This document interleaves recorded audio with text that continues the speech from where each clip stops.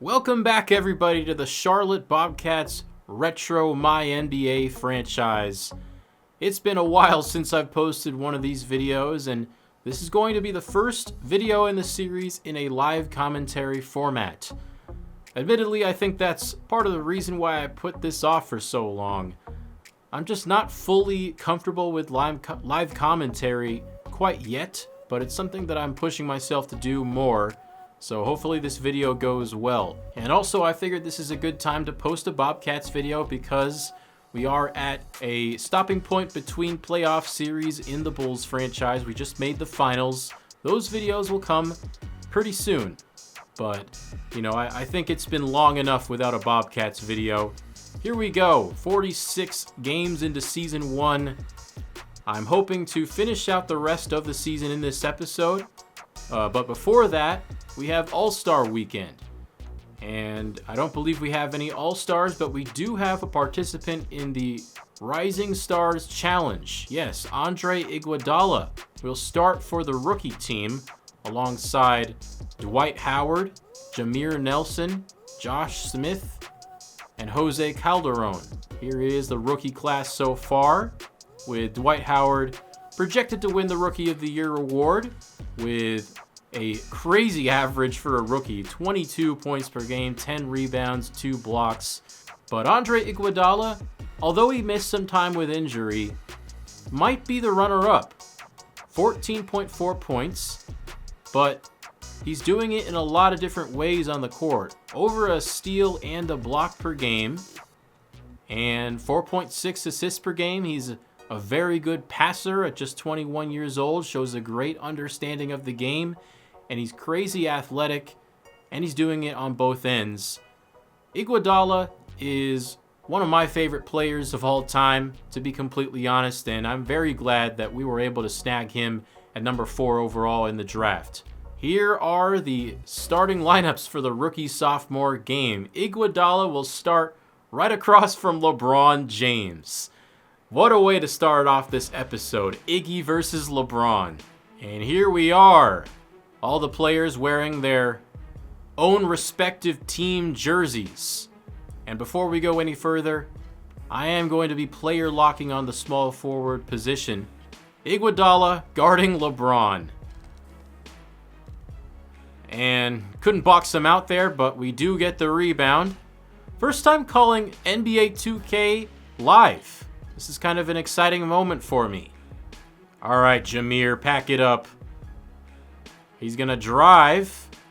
Baseline, get it out to Calderon. What is this offense? Calderon misses. Chris Bosh, Dwayne Wade, and LeBron James all on the same team with Carmelo Anthony. The 2003 draft class, man. That's going to go down in history.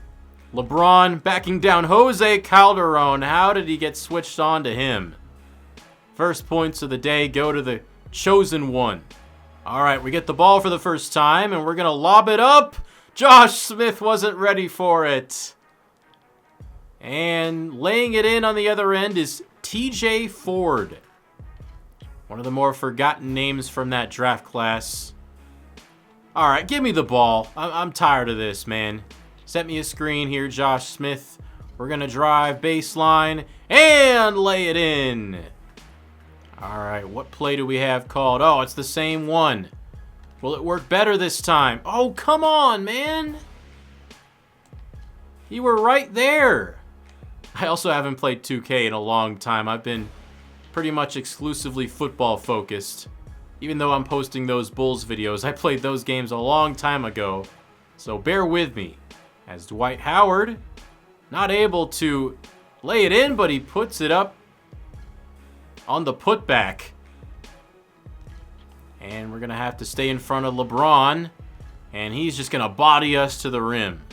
Y'all remember that Victor Wembanyama, Donovan Clingan battle in the Rising Stars Challenge in the Bulls franchise? That was back in year 2.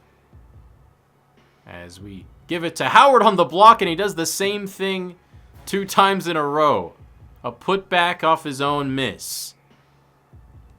Okay, this is a dreadful offense. We have no chance in this game against a legendary draft class who already has a year under their belts.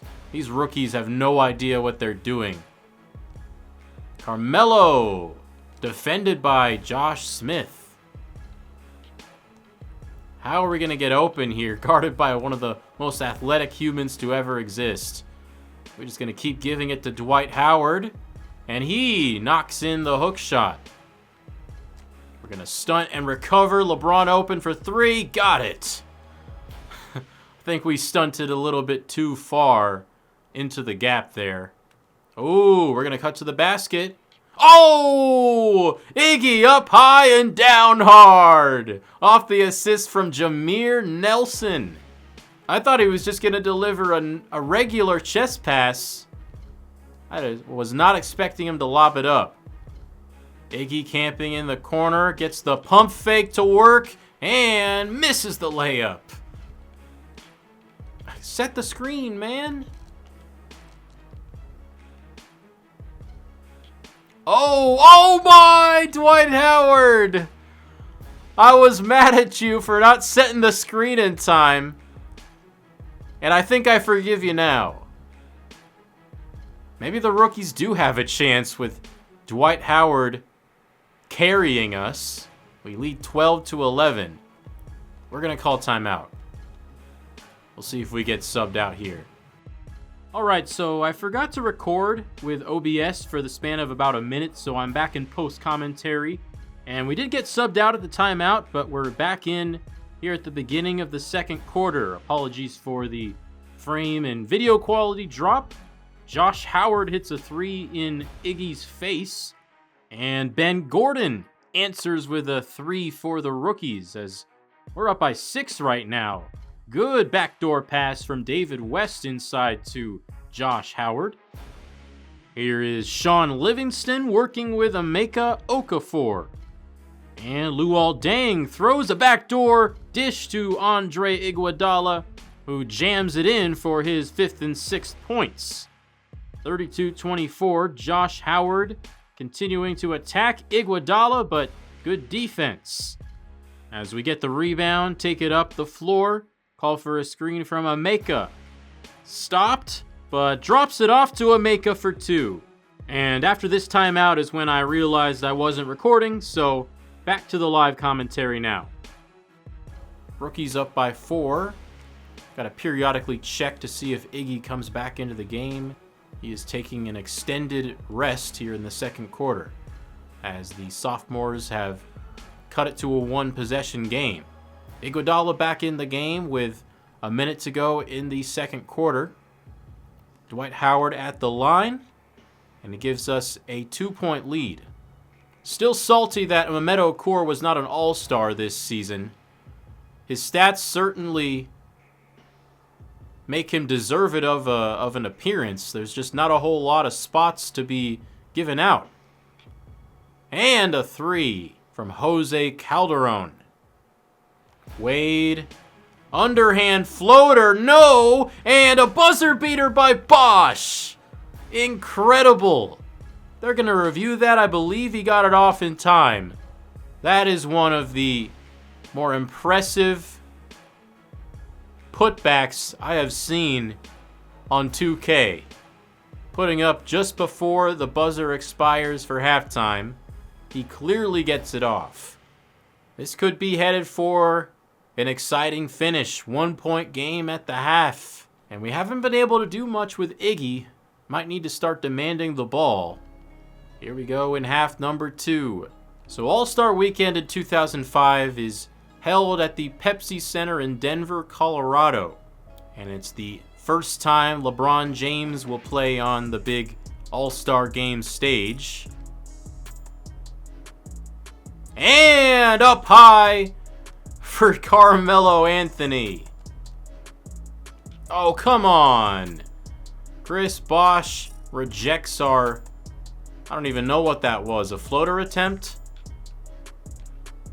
Oh, you're setting me up, man. Come on. Why are you passing me that ball? And why is Dwight Howard out on the perimeter with 3 seconds left on the shot clock? This isn't 2025. This is 2005. It's just going to be a post-up for Josh Smith. Trying to score on Melo. He does! Plus the foul. And that's his first basket of the game.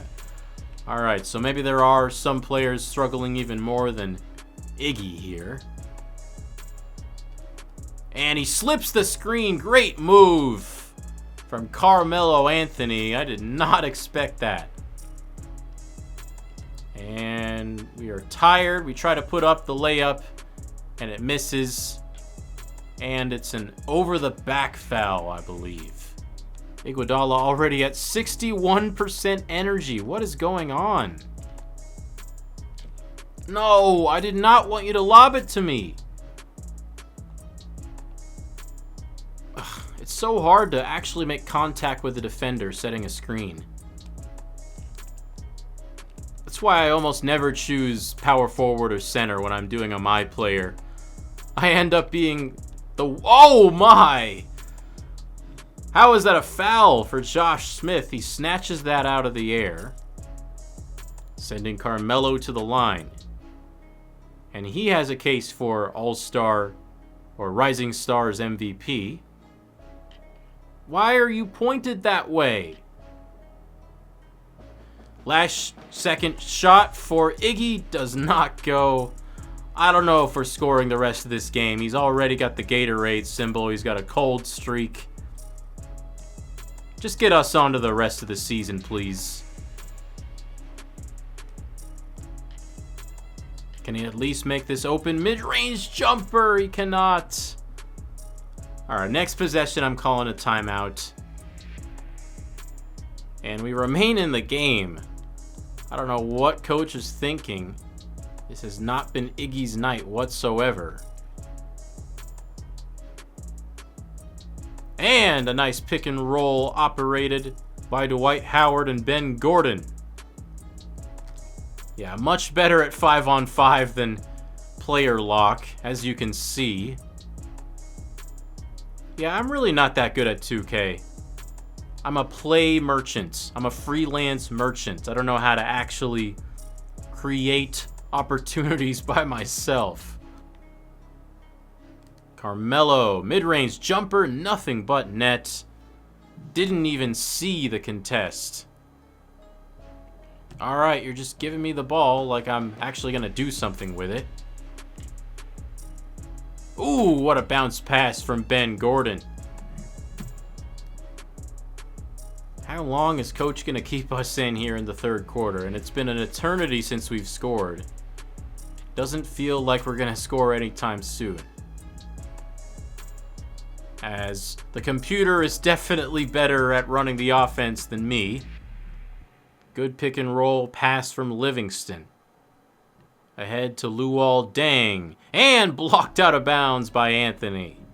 And Iggy finally takes a seat on the bench. Luol Deng, let's take a three with him. It goes!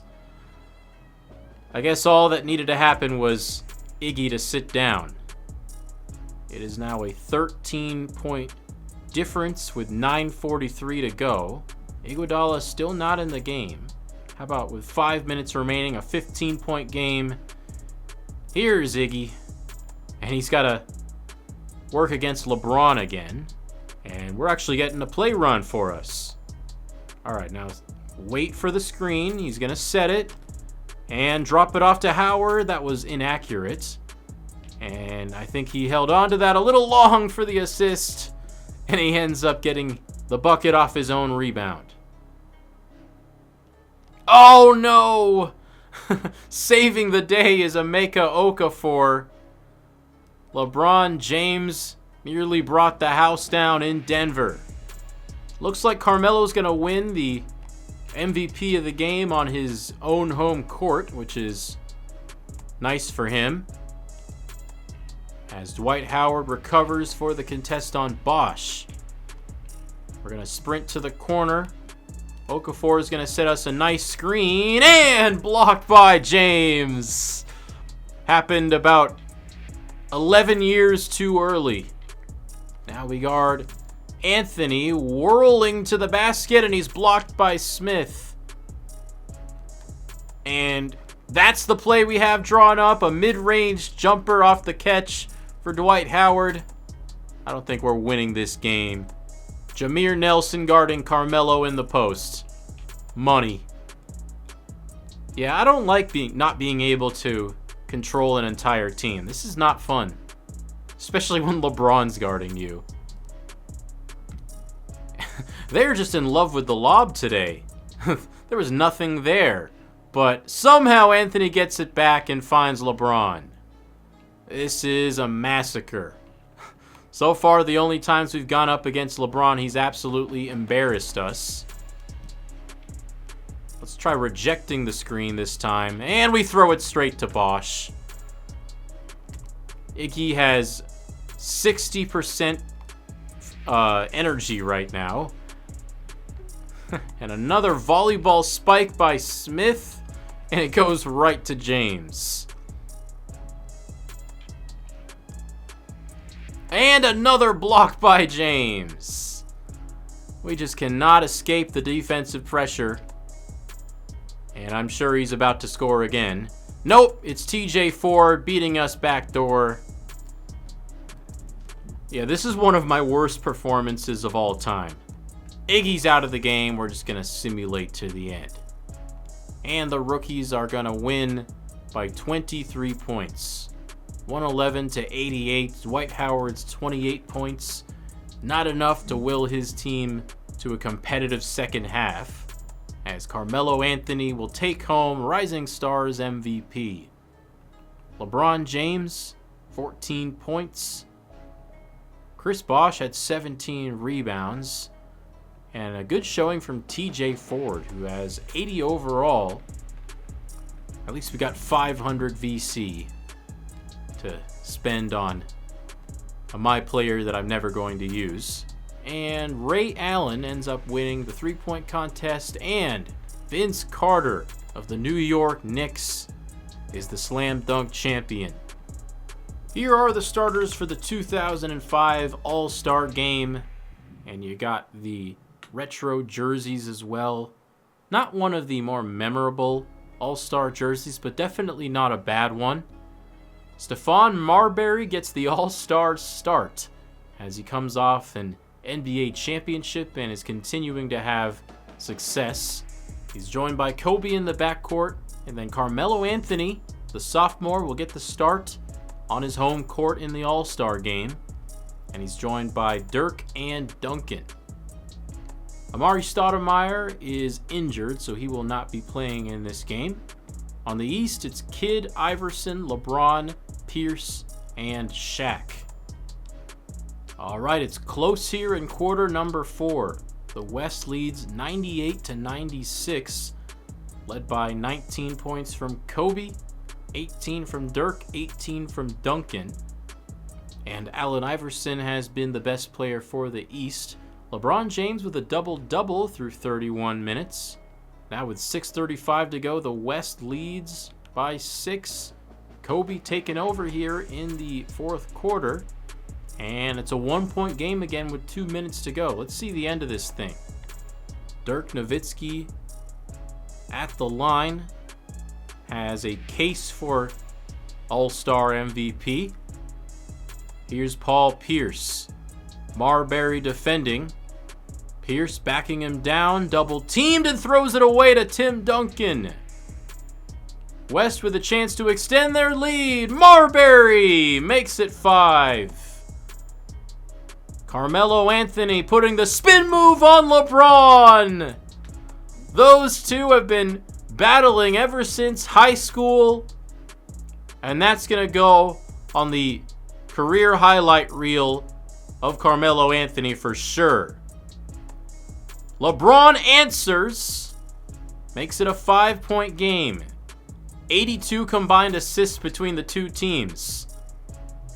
And they're going to go to the intentional foul.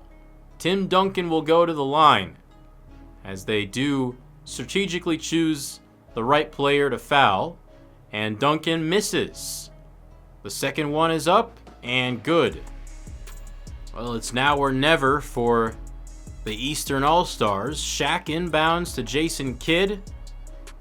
LeBron up top gets the screen from O'Neal. Takes a deep three, fading away. It bounces in. And that makes it a one-possession game with 34.7 on the clock. They don't have to foul. They just need a stop now. Huge shot from LeBron. And now Anthony will isolate on James, taking it left. 3 on the shot clock, puts it up and off. James the rebound. Under 10 to go. Iverson pump fakes. He'll step back, mid-range. Doesn't go. A curious decision from Allen Iverson going for the long 2, down by 3. AI still needs some work. Now Dirk at the line with a chance to ice it, and he does. Still certainly an exciting ending to this game. Could have been better though, as Nowitzki misses the second free throw. Imagine they actually make a 3 here. Iverson's going to be so mad at himself. Paul Pierce, good. Unbelievable. Maybe AI does need to go to practice because that is inexcusable. He would have won himself the All-Star MVP if he actually took a 3 and made it. But the All-Star MVP ends up going to Kobe Bryant, presumably, with 23 points, 7 assists, 2 steals. 120 to 119. What a finish in All-Star Weekend. And now it's back to the action here in Season 1. Okay, I just realized my game audio was off for the entirety of that All-Star Weekend recording. I have fixed that issue, but, you know, there's going to be some growing pains as I switch to live commentary. But we're back, and we're ready to take on the rest of the season. 36 games to go. Starting with Miami, then going on the road against Houston and San Antonio. And I'm pretty much going to be simcasting all of these games. At this point, I don't think there's very much intrigue in playing full games during Season 1. But I think the one game that I do want to play fully is the game against the New Orleans Hornets. I was wondering when that game was going to come, but we end up not playing them until March 10th. Of course, the Hornets are the old Charlotte Hornets, and this is going to be the first time playing in their old home. And then we end up playing them a week later in their house. But outside of that, we're going to try to get through the end of Season 1 as quickly as possible so we can get to making this team better. We're out to a 10-point lead here in the third quarter against Miami. Good game from Okur. And we have contained Shaq and D. Wade. And this ends up being a comfortable 8-point win. 36-11 for Mehmet Okur. Still don't understand how he wasn't an all-star. We do have an injury in that game. Beno Udrih will miss 4 to 6 weeks, which will open up the starting job for Steve Blake once again. Facing a much worse team in the Houston Rockets, who do not have T-Mac in this reality, and they're keeping us pretty close and pulling away in the fourth. Alright, I need to atone for my atrocities during the player locks with Iguodala. I need some 5-on-5 action again. Mid-range pull-up, Steve Blake. That was smooth. Yeah, it's going to be tough for Okur to post up against Yao Ming. The game wants me to try that out. I don't even know if I want to. Let's see if we can get a switch. That would be nice. And he can't finish it over the outstretched arms of Yao. Chucky Atkins on the fast break. Nice feed and nice finish. Dang to Atkins. Corner 3 is good.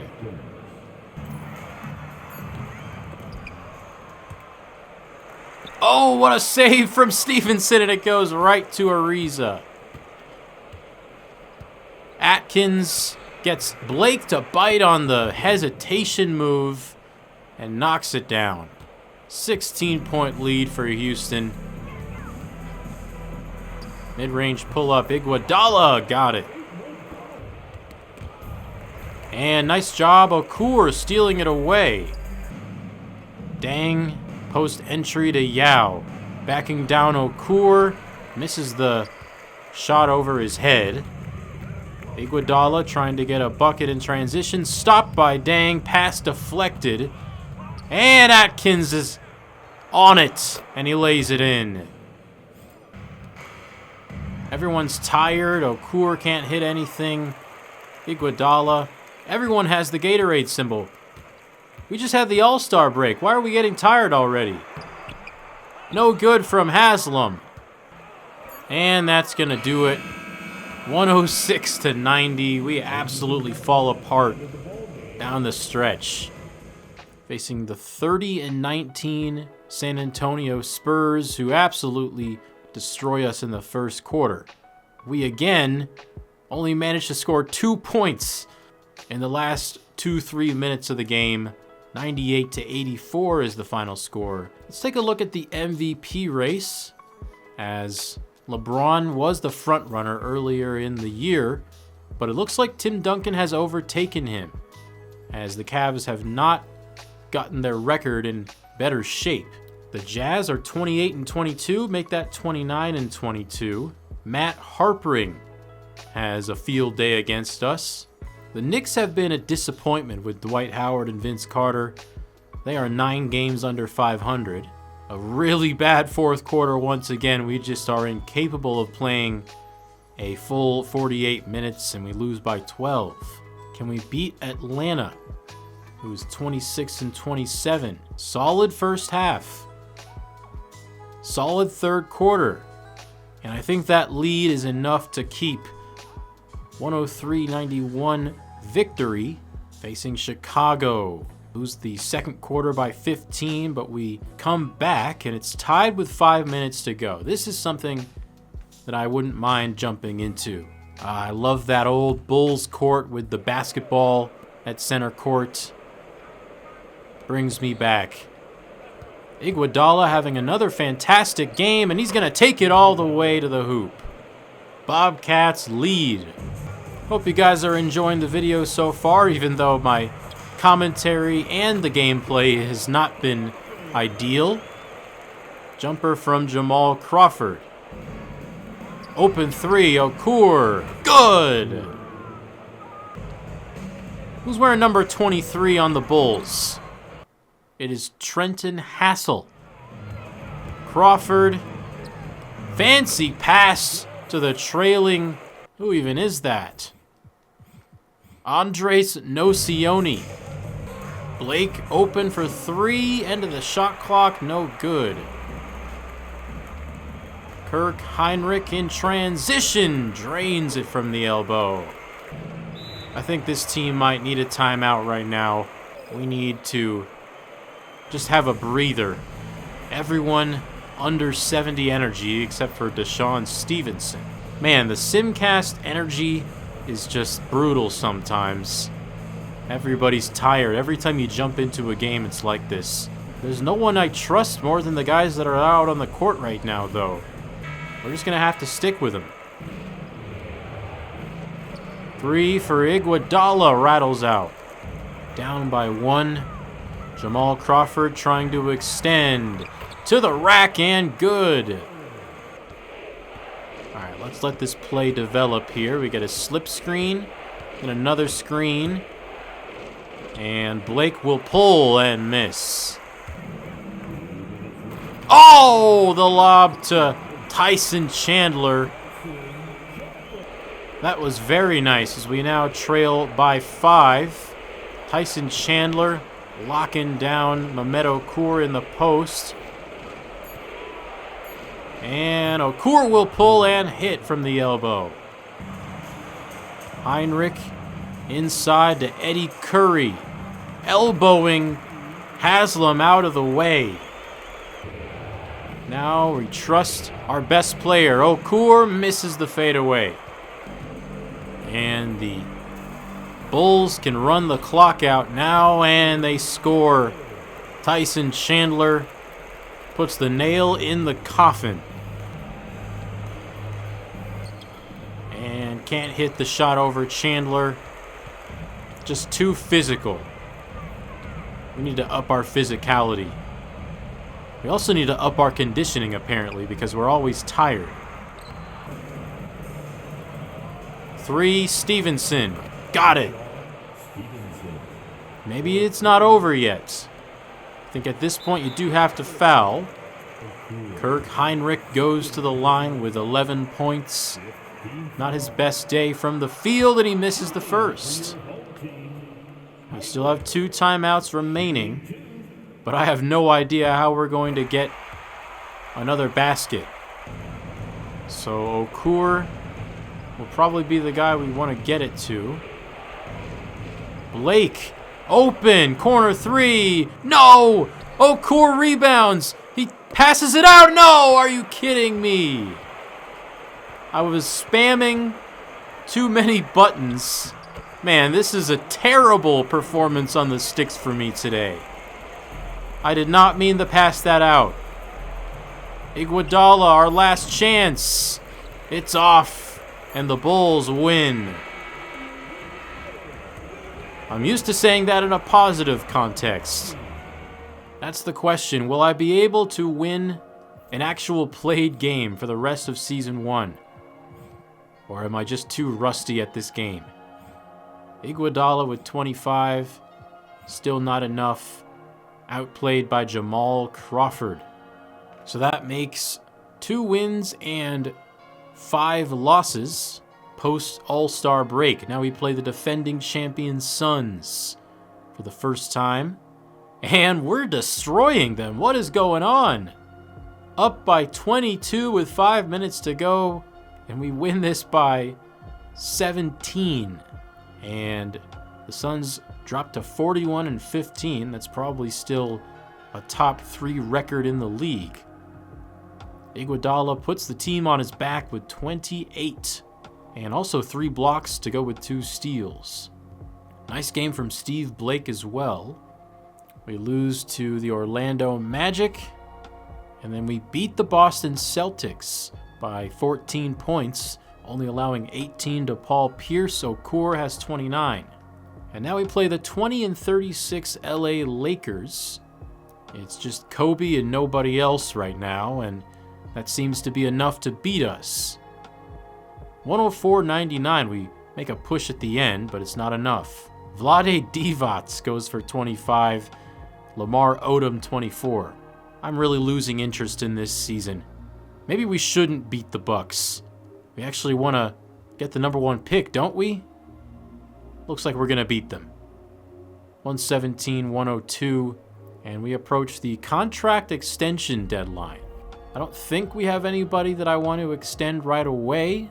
The only guys that are willing to re-sign on the spot are Quintel Woods, Pat Garrity, Jermaine Jones, and Milt Palacio. I don't think I'm interested in keeping any of those guys around for the long term. We do have Garrity and Jones for another year anyway. Facing Chicago, we go up by double digits in the first half, and we are going to destroy them by 33. How are we going to fare against the league best Dallas Mavericks? Beno Udrih has fully healed.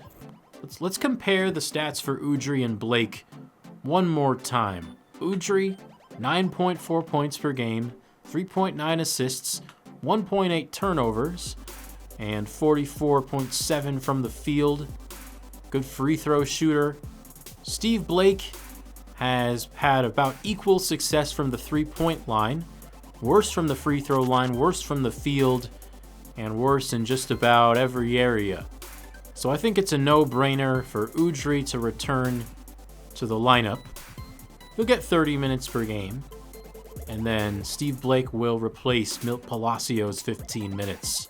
Checking in on Mehmet Okur's stats, 20.6, 10.3, 5.1, so he's got to be near the top of the league in terms of big men assists per game. Really want that three-point percentage to go up at some point, though, as we approach the March 10th date with the New Orleans Hornets. Third quarter, we lead by 3 against the Mavs.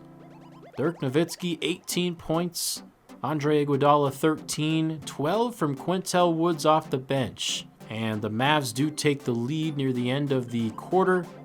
I'm setting myself up for more embarrassment here, but I want to see if we can hit some shots here against the best team in the league, at least record-wise. Haslam now backing down Nowitzki, and the layup's off. At some point, I might looking at doing something about the interior scoring sliders, because I think, I liked that missed layups became a thing in 2K25, but I think it's a little bit too much right now. A skyhook for Andre Iguodala. Maybe not the best shot. Jason Terry scores over Haslam. And just like that, it's a 10-point lead for Dallas. Willie Green in the game. He's hurt. Still playing with 5 points. We got some guys coming in off the bench. I'm calling timeout. Quintel Woods was playing well earlier in the game, so I'm going to get him back in.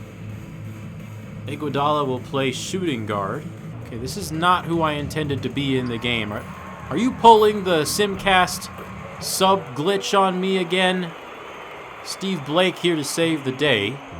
Okur now sitting at the scorer's table. I was not intending for him to check out in the fourth quarter. Oh, Sean Bradley.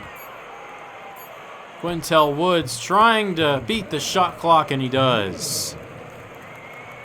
Even just a simple jumper, a simple layup, is so hard to come by with this team. Jason Terry, no good. Rebound Anderson. Iggy speeding down the floor, drawing the foul, and he goes to the line. Iggy hits the first free throw, and in comes Mehmet. I have not figured out how to succeed with this team outside of just giving Okur the ball every single possession. And even that isn't great. Oh, cutting to the rim is Antoine Jamison. I wish we had that level of off-ball movement. It just doesn't exist in our offense. Near the bottom of the league in assists per game. Even though we have one of the best assisting big men in the league, no one else passes the ball. No one else moves without the ball. How am I supposed to create open looks? If we don't make a dent in this lead quickly, I'm just going to simcast the rest of this thing out. Can Pat Garrity save us? Maybe he doesn't have to, as Iguodala is going to go to the line once more.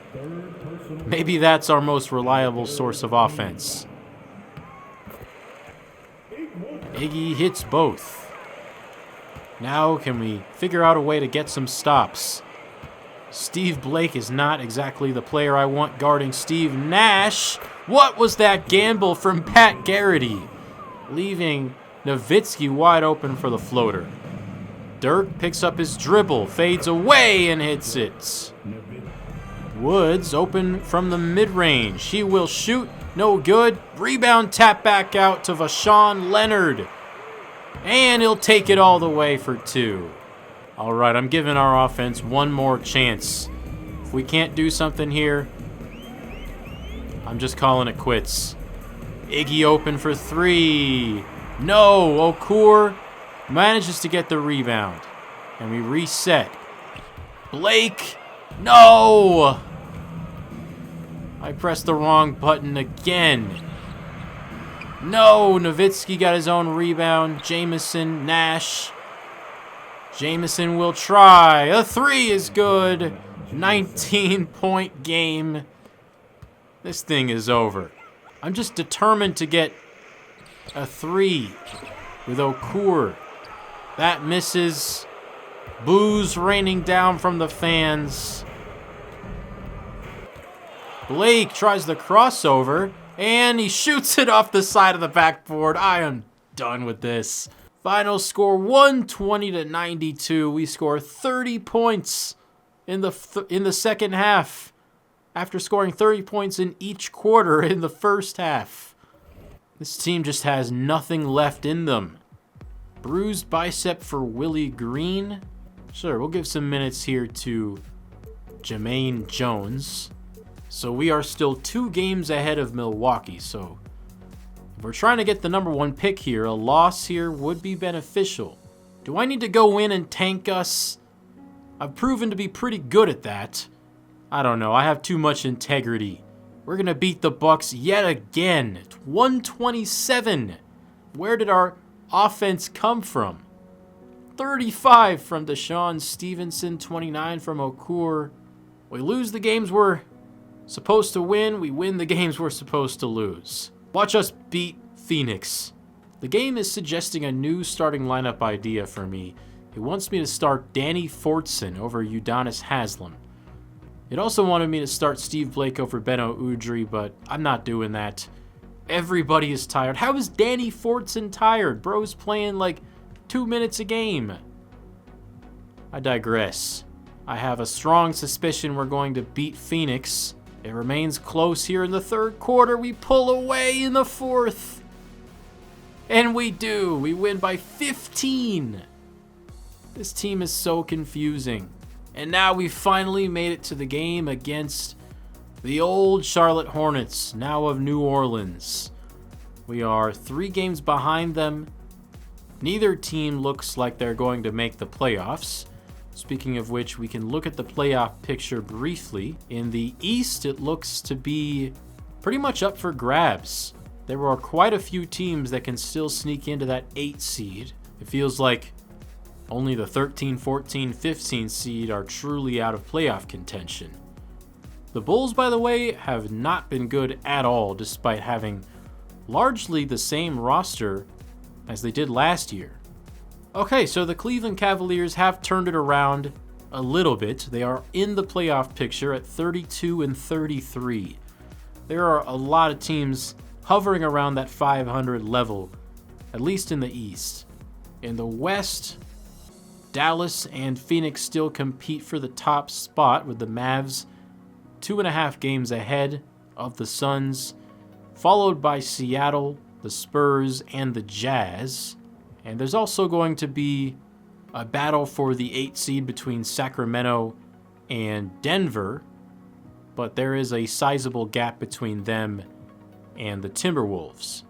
You know, I had a comment suggesting that I use the ATD event generator. I feel like now's a good time to break out one of the events.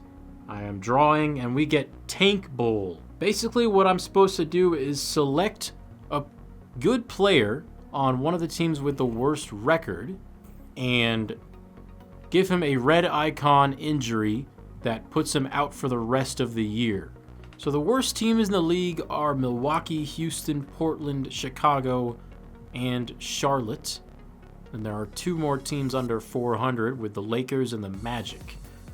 Okay, I think I'm going to draw from these 7 teams and see what it gives me. All right, team number 7.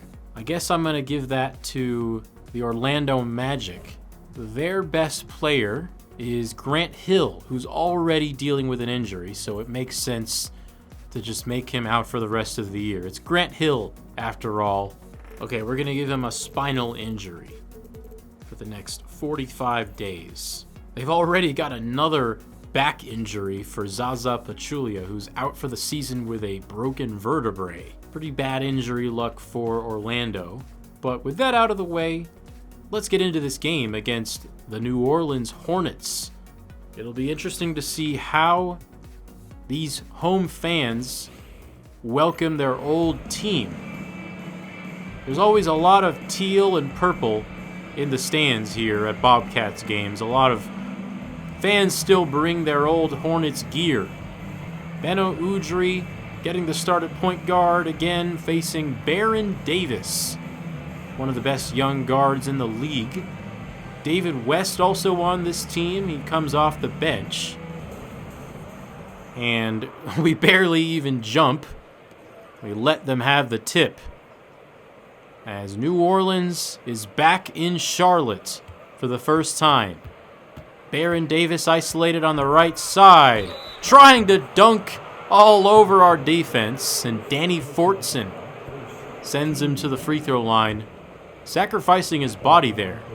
Let's see how I perform with this offense when the stamina is full. I feel like I blame most of my lack of success on all of the players having the Gatorade symbol most of the time when I'm playing with them. Danny Fortson with a good shot contest, but not able to stop Davis. Euro stepping to the rim is Stevenson. No, and Danny Fortson follows. Fortson is not a guy that I really gave a chance earlier in the season, but he's got pretty good athleticism. He's a good interior defender, even though he is undersized. As Okur gets the shot block, and he's going to get the ball here in the corner. He'll attack the rack and miss, but Fortson is there again. I'm liking having Danny Fortson in the starting lineup. I think I might need to start putting Iguodala on Baron Davis. We cannot hang with him with our point guards. They are not nearly athletic enough. Okay, I'm officially making the change. Iguodala will guard Baron. Definitely need to draft a couple of defensive stoppers. Maybe we don't. Okur has a couple nice blocked shots in this game. Udry can't finish. And we get another post touch from Mehmet. Trying to spin. And he rises up for the slam. That is Dion Glover with the ball, delivering it inside to P.J. Brown, who nails the hook. And trying the floater. No good from Stevenson. And good from Danny Fortson. Making an impression. Adding some athleticism and energy to this starting lineup. Iggy guarding Baron. Giving him space. And he tries the underhand scoop lob. Are you kidding me? That was a perfectly placed pass. Baron Davis is a human highlight reel. My goodness. Mehmet will try to answer with a three. This is already going much better than the simcasts. Ben Gordon. No good. And rising up for that rebound is Fortson. I honestly should have given him a chance earlier on, as Udry continuing to attack, and he will get a chance at free throws.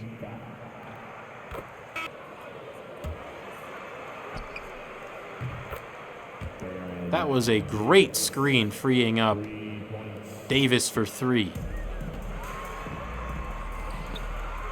And a great dump-off pass from Stevenson, finding Mehmet Okur down low. He forced the miss, and Stevenson gets the bucket to go. This team looks a lot better than they've looked at any other point this episode. How do we stop Baron Davis for 48 minutes, though? He'll try a deep three. That's off. Fortson hauls in another rebound, his sixth. Fortson, no good. Gets his own rebound. Woods open for three. Corner, no good. Gordon the other way, and blocked by Stevenson. Out to West. Hot potato out to Parker. And yes, that is not your average Parker. That is Smush Parker. That is the Smush Parker. Smush Parker. You guys see that one really blurry YouTube mixtape from that one guy who posts Lakers highlight videos? It's one of my favorite basketball edits of all time. Smush Parker with some random Blink 182 song. Quintel Woods off the mark. West spending a lot of time at the top of the key here. And hitting the three. Open for three is Stevenson. And he has just not really had it today. Gordon, pass deflected right back to him. And he'll hit the layup. Tie game. Nice dump off from Blake to Anderson. West in the post. Picks up his dribble, finds Michael Doliak down low, and he manages to score over Anderson. And that's going to be a moving screen, negating the made basket from Blake. And we end the first quarter knotted up at 24. So we're going to start the second quarter here with Andre Iguodala playing point guard. Steve Blake's still in the game, though. And he's going to run a pick and roll. Attacking and scoring. West getting the ball in the post nearly every possession. Misses. Michael Doliak rebounds and scores. And another strong take from Iggy. David West, long fadeaway, just sinks through. Last second heave for Woods. He's got it. What a shot from Quintel Woods. And continuing to attack the rack and get to the free throw line is Iguodala. Iguodala to the rim again. And a contested three from Smush Parker. And that's going to be a charge called on Smush Parker. Danny Fortson and Mehmet Okur back in. I kind of like this. With Haslam coming off the bench, Okur has more space to operate. And good defense on West, but not enough to cause the miss. Baron Davis with the half moon, and then he tries a pass that goes right into Milt Palacios' chest. Down the court, Mehmet Okur open for three. He's got 14 points. Kind of weird that we actually had more success early in the year than we did late. You would think for a team that's never played with each other that the success would be more of a delayed thing. But eventually teams figured us out. We cooled off from the field and we ended up losing a whole lot of games. Oh, what a move from Okur. The pump fake is lethal. 16 points. And Beno Udrih is credited with the assist. All I possibly could have asked for in Season 1 of an expansion team is that we grow over the course of the year. And our offense looks really good right now. We're getting open looks as Beno Udrih just got shaken out of the camera. And thankfully, they blew the three-pointer. Quintel Woods, no. Okur with the rebound. Okur is going to try to take it himself. Has to pick up his dribble. Udrih will attack and score. Maybe it's just the quality of the opponent we're facing is not very high. But honestly, we haven't looked this good since the beginning of that game against the Spurs. We ended up losing that game, but we kept it competitive for a good chunk. Let's try a post up for Danny Fortson. That did not go so well. Considering it's already almost halftime, Baron Davis just scored his 9th point, shooting 33%. I'd say we've done a pretty good job bottling him up. 3 to go in the half. Iguodala comes back in. So I'm using auto subs right now. I'm not really a fan of how this rotation is being set up. P.J. Brown with a nice Dirk fadeaway. Udrih blocked from behind. And Iggy has a bit of a mismatch here. And that means Okur also has a mismatch. He's getting double teamed and he's tied up. Good thing there's probably like a 7-inch height difference here. As Okur does not win the tip. Come on. Ben Gordon off the mark.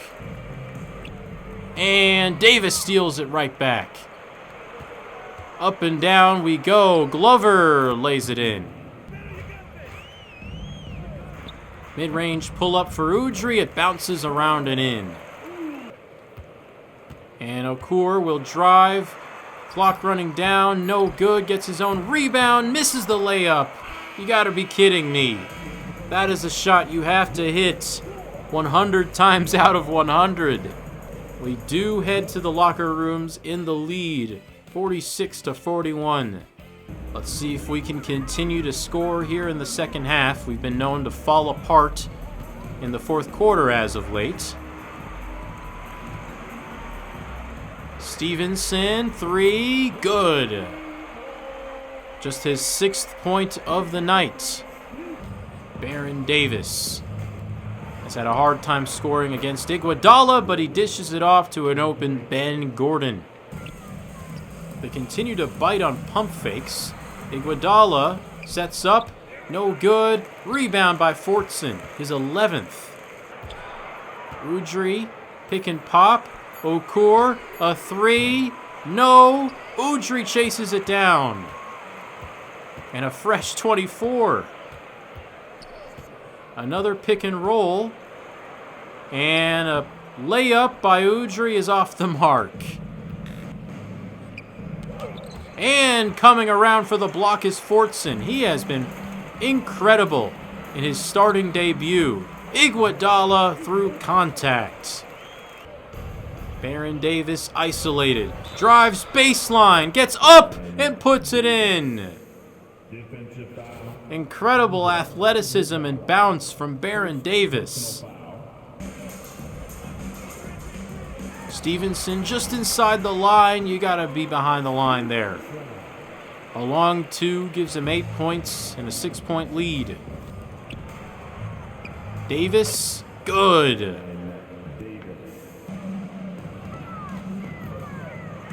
Iguodala speeding past the defense. 11 points for Iggy.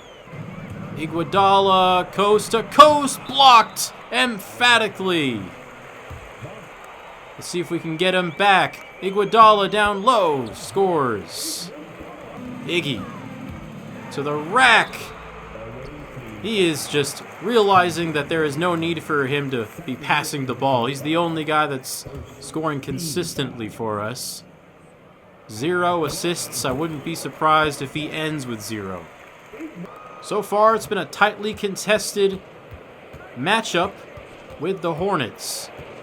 I still haven't thought about whether I want to go through with the Pelicans Charlotte Hornets change that happened in 2013 or so.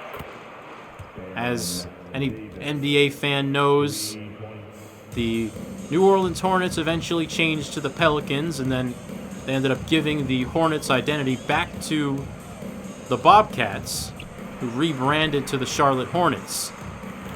And Stevenson hits a nice 3 there. Part of the interest in this series for me is, what if the Bobcats were actually good? Do you think they would have taken the Hornets name if it wasn't such a bald spot in NBA history? I don't know. Imagine if the Bobcats has won a championship while they were still named the Bobcats. Do you think they would have still want to change their name? Well, that's our goal, as Iggy hits a nice fadeaway. So honestly, I think I might end up keeping it as the Bobcats and keeping the New Orleans Hornets as the New Orleans Hornets. But we have a whole lot of years to get through until we get to that point in history. Baron Davis, a pocket pass to Brown, and he scores. That's the thing with Fortson. He's a very athletic player who plays very hard, but his lack of size on defense still puts him at a disadvantage. He could give maximum effort and he'll still get scored on. Iguodala comes flying in for the rebound and he scores. 18 for the rookie, as he continues to take the toughest defensive assignments. Davis, no good. Rebound Fortson. How many is that? He's got 15. And he throws it away to Gordon. I need to stop doing that. Udry can't keep Glover from scoring. Probably about time for the bench to come in. Iguodala's stamina nearly depleted. And another bad turnover. We need a timeout. Davis with a nice turnaround shot. No, McLawyer rebounds and puts it in. And we are losing our momentum here. That's the thing. A lot of our players don't have very good stamina. And when it comes to crunch time, third and fourth quarters, their play just falls off of a cliff.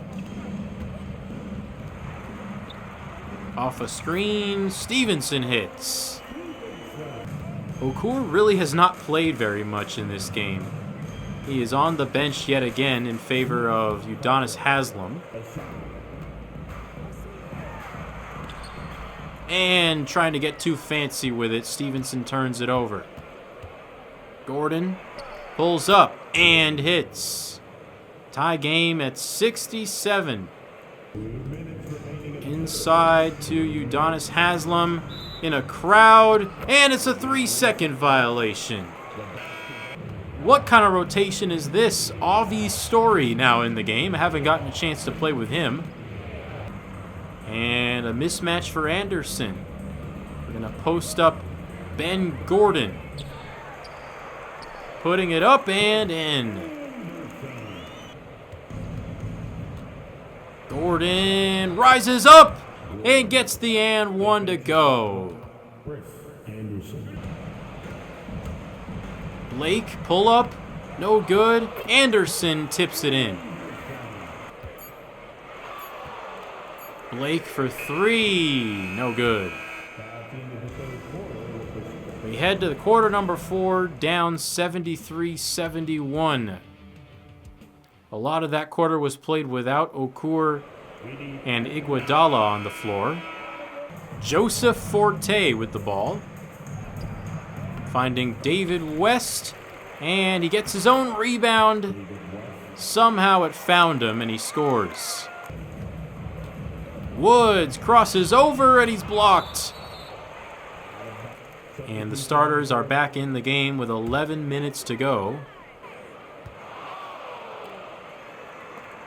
Wide open after the ankle breaker. I didn't even realize that happened until I saw him completely by himself near the elbow. Deshaun Stevenson breaks the ankles of Joseph Forte. I don't even know what he did to cause that. Yeah, just a little step back made him stumble all the way across the painted area. Tied at 75. Joseph Forte hitting David West in the high post, backing down Fortson, and he's got it. Another isolation for Iguodala. Goes behind the back, getting around Reed, and one!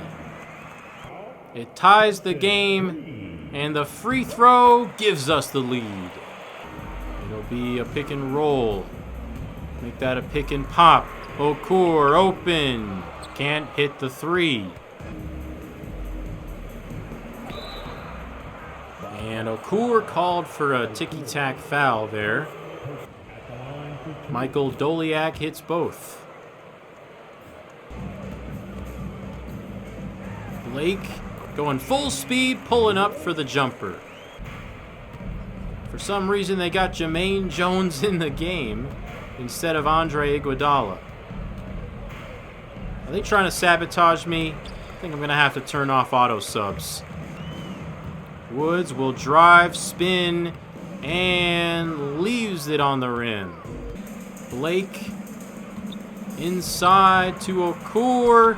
Whoa, he scores. Those 2K double clutch animations crack me up, man. Screen going middle. And a nice bounce pass into Doliak. And trying the floater, and he's fouled. Maybe this is where we can put the starters back in. Looks like it's already planning to do that for me.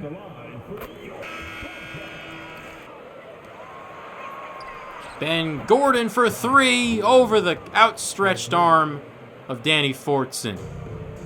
The lead changing hands rapidly. Wide open. Okur top of the key. The three is good. Gordon inside to PJ Brown. And he scores over Fortson. Again with the size advantage. Fortson just not able to hang. Benno Udrih with a strong take. And he blows the layup.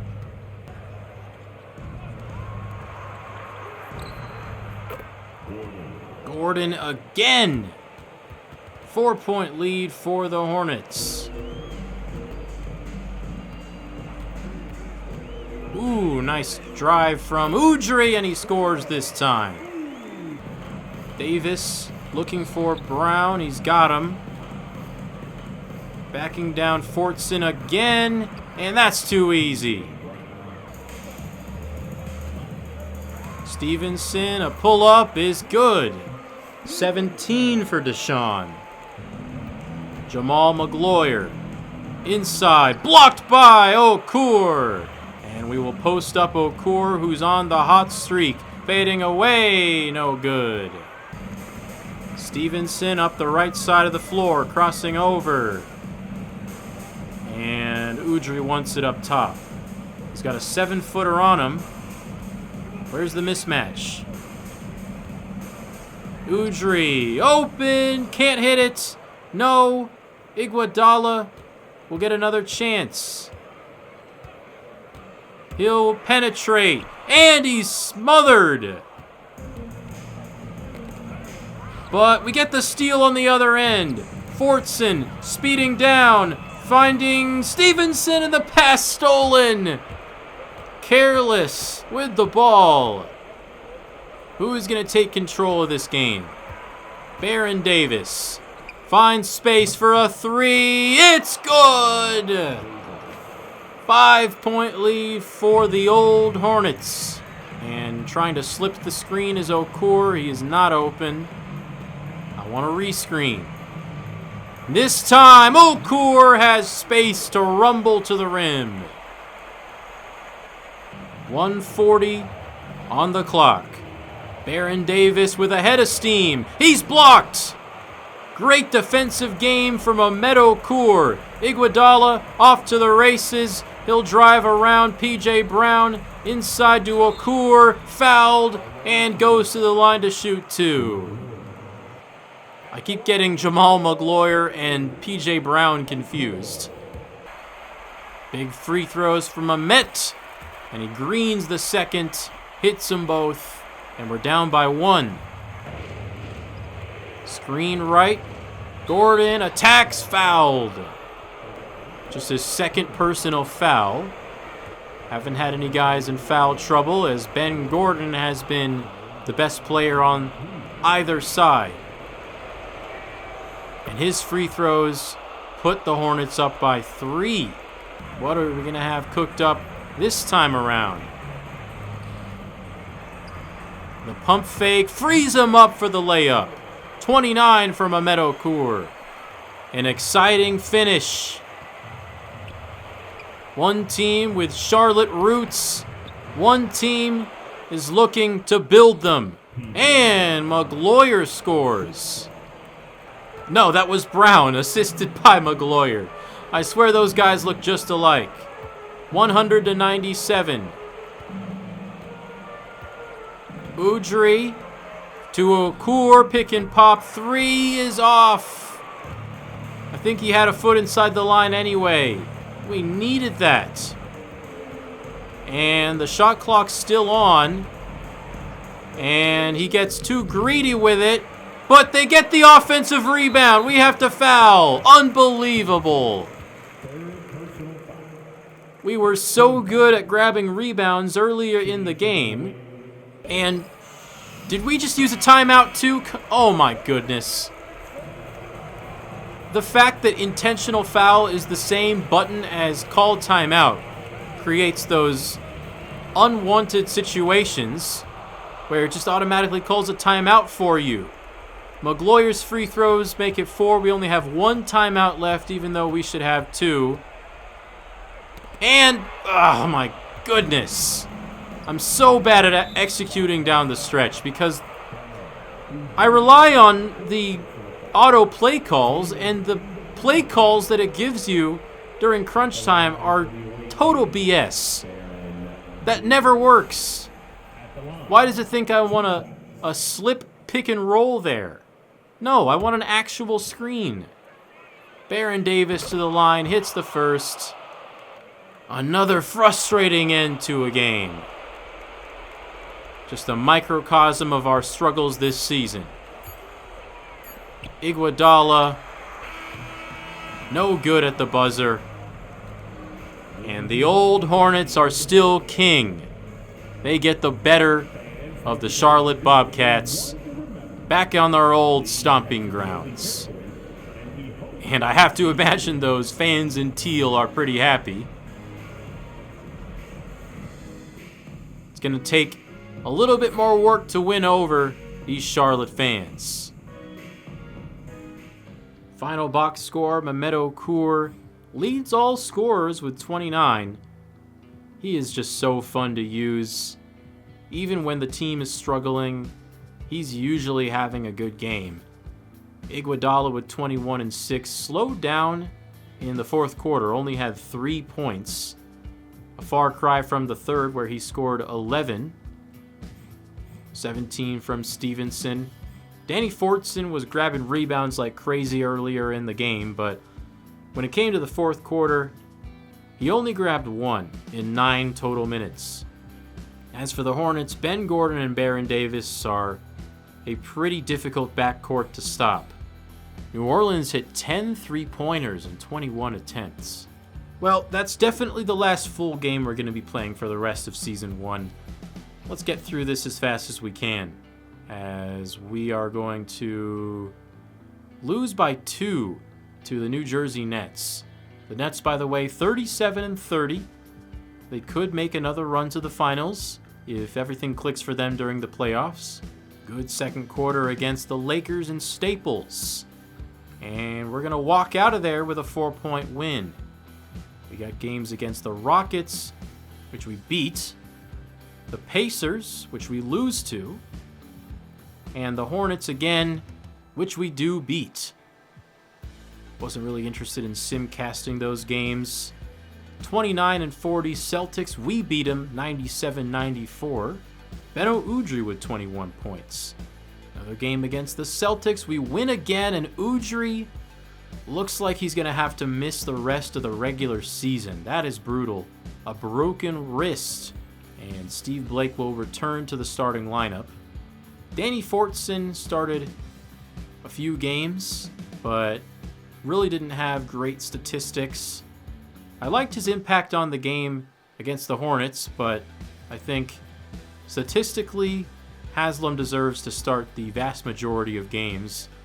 9 points, 9 rebounds, 46% from the field. So this is likely going to be our starting lineup for the rest of the season, barring injuries. 42 and 28.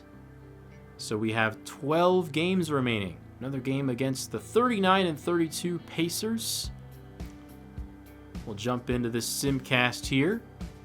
Isaiah Thomas's old team used to coach them, and he gets his revenge on the Pacers with a 19-point victory, winning in every quarter, behind 32 points from Deshaun Stevenson.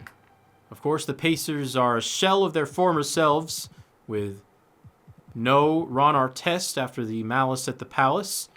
James Jones has been one of the main beneficiaries as he has gotten his time to shine. 13.6 points per game on great efficiency for the Miami product. The Jazz are 41 and 29 as Chris Anderson gets hurt in a loss. His minutes will be replaced by Danny Fortson once again. Let's give some more minutes to Pat Garrity as well. He's been very efficient off the bench for us. The Timberwolves have been a major disappointment, looking like they will miss the playoffs after having a surprising first-round victory last season, and we beat them by 20. AI and the Sixers host us, and they make easy work of us, it seems. 19-point victory. Despite 42 points from Mamedo Kur, no one else helps him out. Allen Iverson has 34 on 14 of 18 shooting. And of course, he's joined by Chris Webber, who they got at the trade deadline. Quintel Woods joins the list of injured players along with Udry and Anderson. Our bench is looking a lot different now with Milt Palacio, Jermaine Jones getting minutes, playing one of the best teams in the East in the Detroit Pistons, as Anderson has recovered. I'm not even going to bother with setting my rotations anymore. 2-point loss to the Pistons, as Rip Hamilton and Chauncey Billups score over 20. Not the best game for Mamedo Kur. Hope is pretty much lost when it comes to getting the number 1 pick. The Bucks are 7 games behind us right now, and we beat them for a 3rd consecutive time. And we are going to play them just 2 days later. Can we sweep the Bucks? At this point, we might as well. Yeah, the Bucks are just a total dumpster fire this year. Up by 3 with 25 seconds to go. A free throw ices it. Bobcats go 4-0 against the Bucks. 32-45 is our record. Not bad for an expansion team's first year. Honestly, we're not that far out of a playoff spot. Oh my goodness. We are 2 games out of the playoffs right now. Unbelievable. 11th in the conference. Alright, so we're behind 2 teams that are 33 and 44, and then the 8 seed is 34 and 43. I am very curious to see what happens if we end up going 5-0 in our remaining 5 games. And those games are against the Timberwolves, Raptors, Hawks, Clippers, and Magic. So 2 of those teams are teams we're fighting with for positioning. I was not expecting such a dramatic end to the year. I guess we've just hung around barely enough. Maybe it was actually good that we beat the Bucks 4 out of 4 times. Our next game against the Timberwolves, they have an identical record to us. Beno Udry has healed at the perfect time, and he will be returning to the starting lineup. Steve Blake, in Beno Udry's absence, has gotten his efficiency up considerably. He's now over 41% and 37 from deep. I think he's going to be a solid 6th man for us. Milt Palacio, I'm sorry, you're out of the rotation. We might have to go 8 deep for the rest of the year. No Quintel Woods, unfortunately. Maybe Pat Garrity deserves some time. Willie Green is taking a 2 overall hit, and it's just not been his year at all. I really expected him to be someone who at least bounced between the starting lineup and the bench, but I don't even know if he deserves a spot on the bench. Okay, Jermaine Jones has not been very effective in his limited minutes. I do think I'd rather have Willie Green than Jermaine Jones. Willie Green will get 15 minutes. Steve Blake will get 20.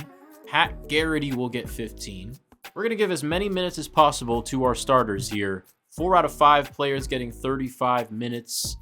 And then we have a 4-man rotation of Chris Anderson, Steve Blake, Willie Green, and Pat Garrity off the bench. All right, let's see if we can make some noise down the stretch. The Minnesota Timberwolves welcome us to the Target Center. It is a 9-point game in the 3rd quarter. Let's simulate to quarter number 4. Down by 12. Facing Kevin Garnett. I mean, I at least have to see how this shakes out. And looks like they're going to actually get a chance to extend their lead heading into the quarter break, as we committed a last-second foul on Sam Cassell. And he hits both. 14-point game. We need a win more than ever right now. Troy Hudson takes it up for the Timberwolves. Here's Wally Zerbiak driving on Jermaine Jones, and what is this lineup in right now? I was not intending to give any minutes to Danny Fortson, but he is in the game, as well as Jermaine Jones. Looks like Steve Blake is going to have to be our main creator until we can actually get someone better in. He's going to put it up and miss the layup. Okay, I think I've had enough of this. I'm going to up the inside shot success by 3, and we'll put the close shot up by 1 as well to make them both 56. CPU's already at 58, 59. Latrell Sprewell driving left, and what a move! Shaking the defense out of his way. And just like that, it is 18 points that we have to make up. Can Steve Blake make this? He can. Yeah, if we're not able to at least cut it to single digits in the next few minutes, I'm probably just going to simcast this thing out. Zerbiak. Jones on him, and he forces him out of bounds. Good job, Jermaine. Willie Green comes in for him. Pat Garrity also in. He's going to put this up and miss the layup. The sliders didn't do anything. Kendall Gill speeding past everybody. And to the free throw line he goes. All right. I need to check the stamina levels of our starters. Udry, 95. Stevenson, 93. No one is really tired. Mehmet Okur is the only starter under 90. I mean, I guess I'll give him another minute maybe to rest. But Udry in for Blake. We'll keep Pat Garrity in the game just to keep some shooting in there while Okur rests up. Kendall Gill, the veteran, former Charlotte Hornet, knocks down both. Nice moves from Iguodala. And trying to get the foul, he does not. Stevenson, 3. Good! And Hope might be alive. That's our 11th assist of the game. I don't know what's up with our player tendencies. Usually, assists are way inflated in 2K. But the opposite has been the case for our team. Zerbiak, inside to Gill. Over Garrity. Garrity defends well. And not much is working. Garrity lost the ball. And we just look like a struggling AAU offense sometimes. We just sometimes have no plan.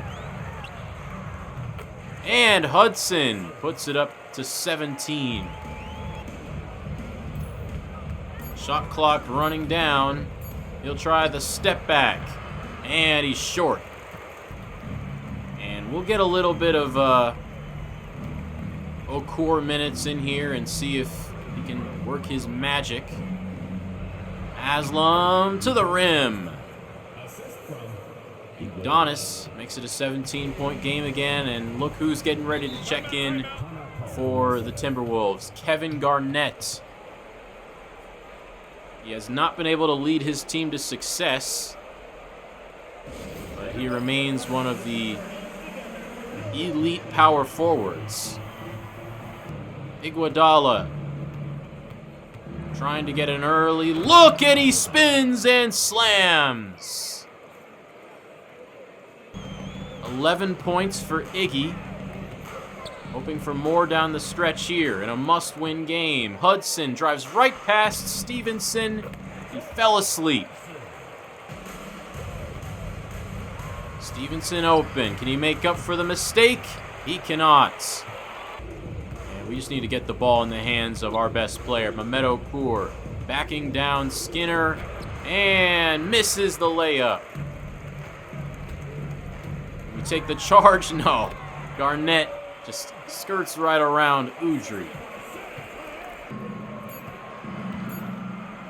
Long fadeaway. Mehmet Okur got it.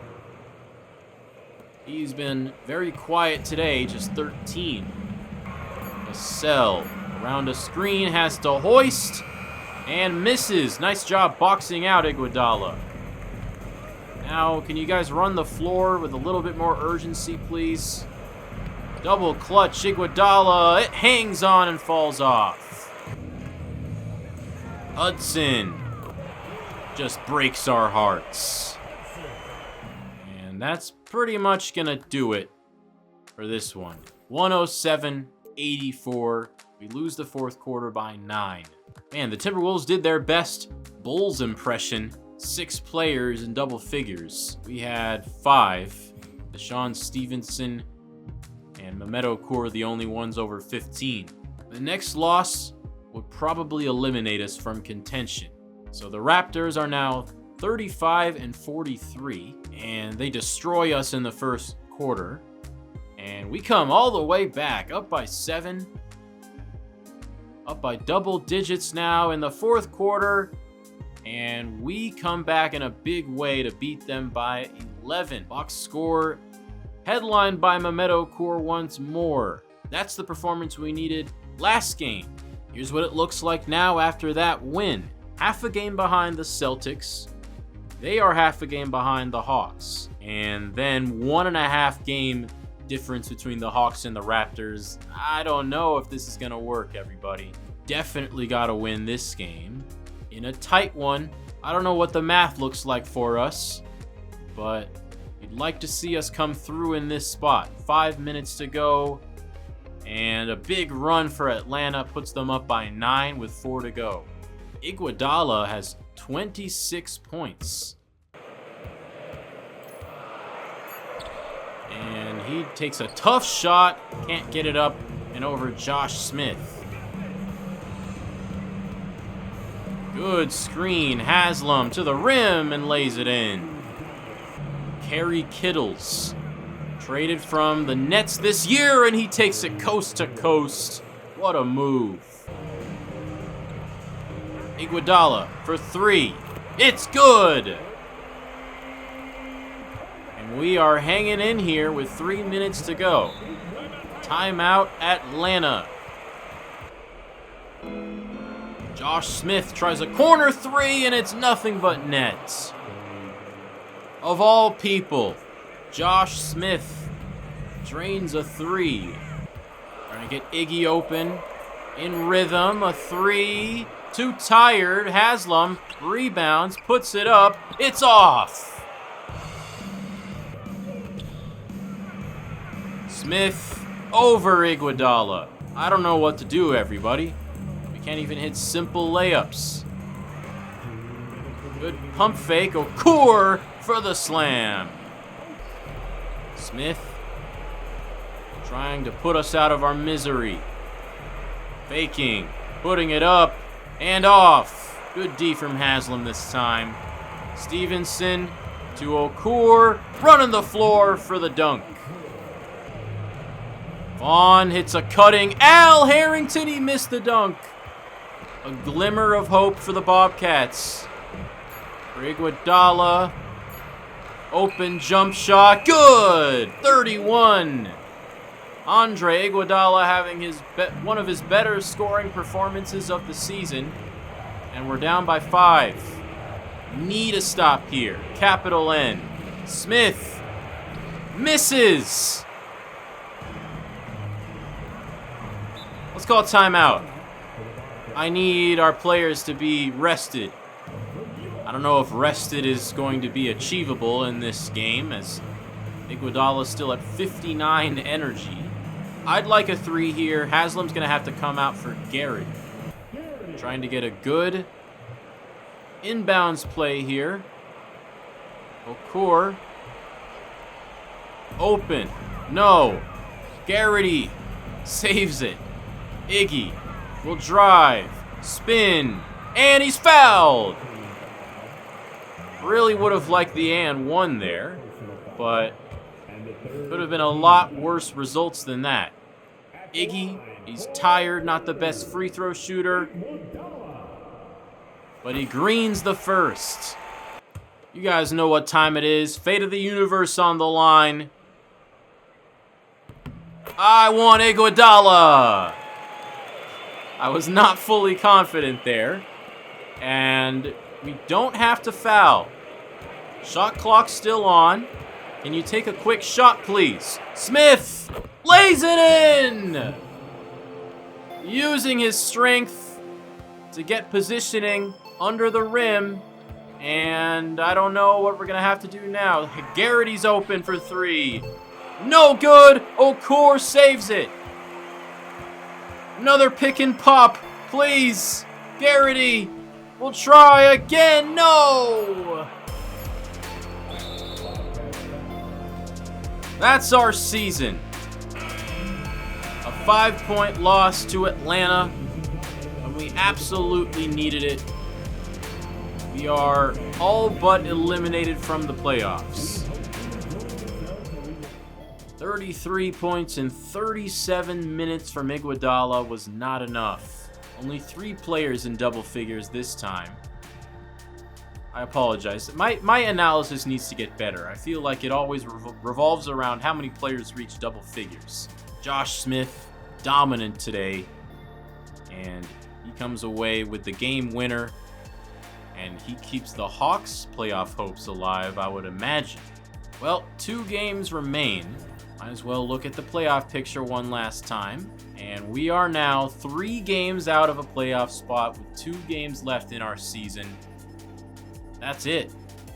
The Hawks definitely have a shot.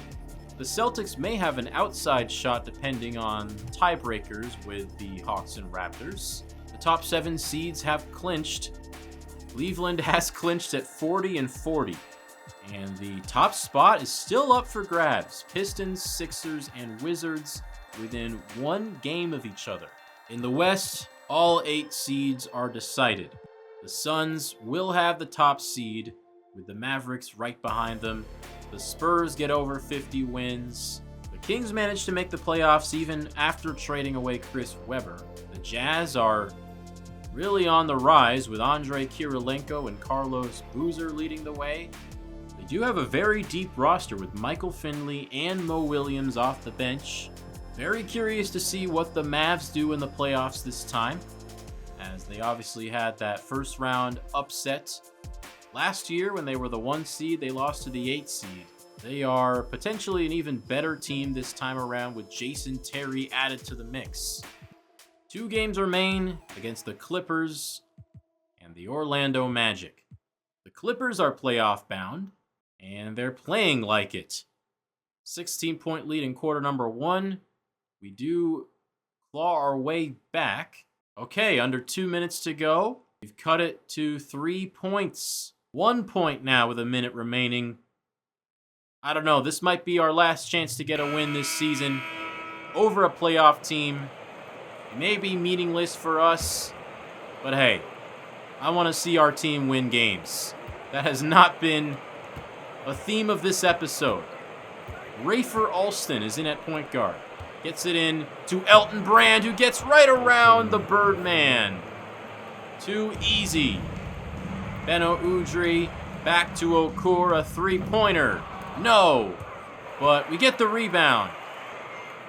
Stevenson will drive, putting a spin and the layup. 1-point game. And, nearly got the steal. Alston comes away with it. Shot clock still on. Behind the back pass. Up by 1 with 20 seconds left. Never change, Rayford. And the 3! I didn't even know who that was. It was Bobby Simmons hitting his second 3 of the day. We just can't catch a break here in year 1. Pat Garrity's going to have to come in like a 3. They keep giving me the quick last second 3 play. I don't like that play. What don't you understand? Well, he's open for 2. We're going to have to take it. No good. Rebound tipped to Rafer Alston. That's the game.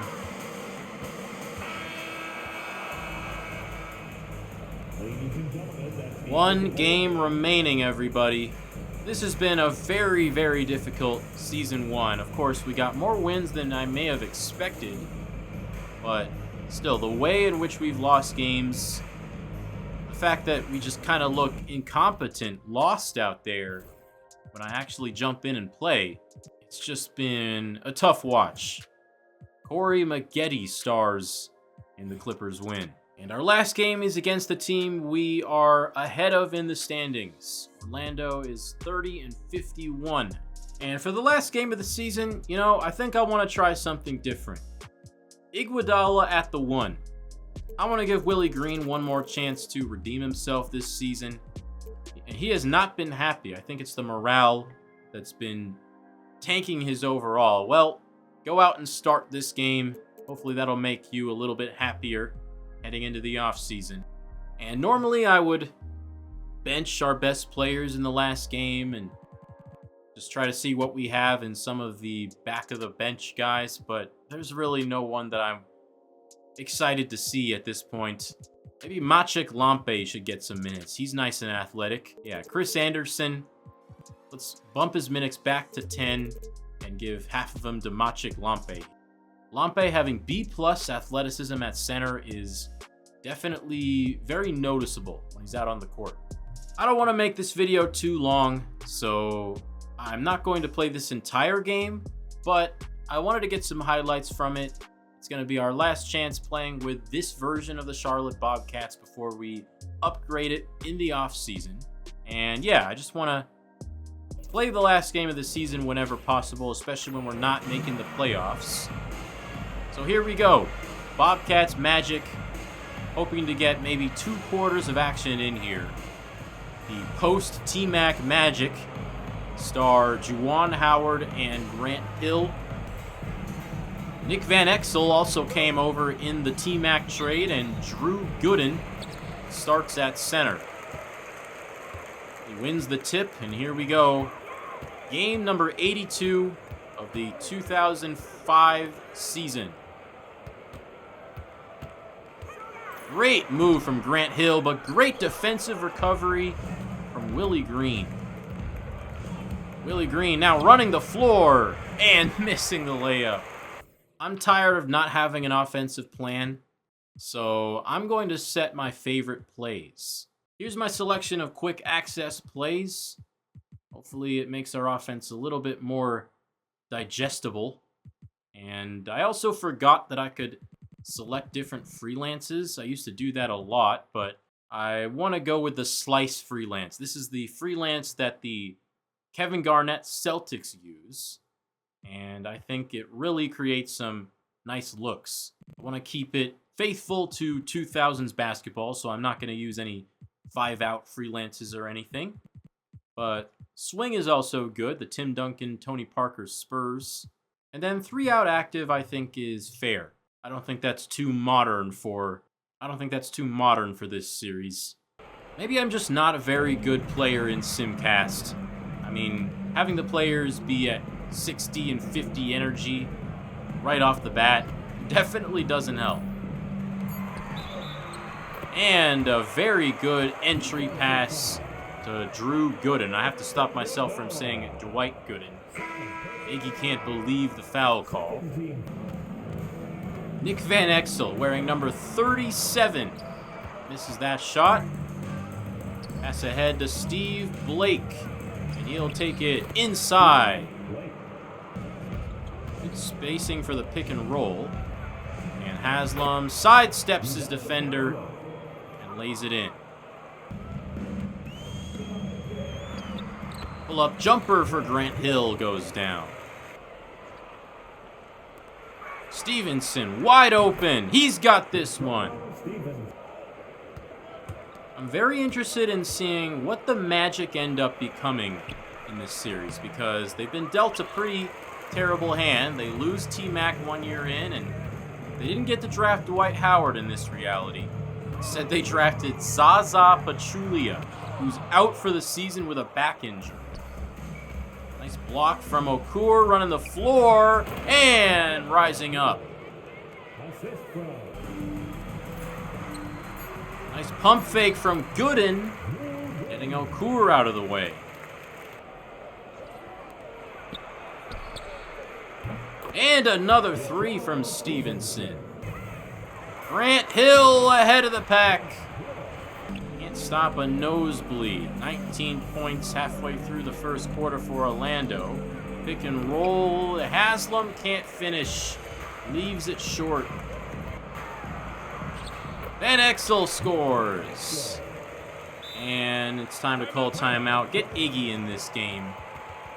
At this point, he's got to play the entire rest of the game, because I definitely intended him to play the first few minutes. Nice move from Iguodala, and one.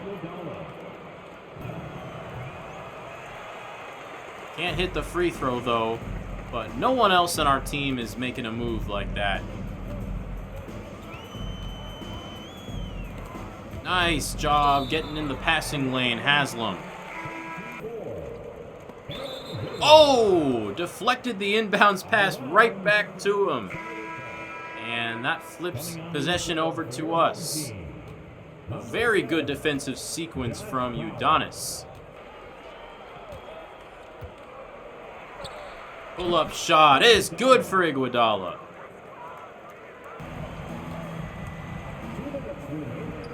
And he puts it up and in again. Andre Iguodala immediately making an impact off the bench. Oh, defending the dunk. Haslam gets in the way. Iggy. Oh, he's going to try the fadeaway. No good. Haslam in there for the putback.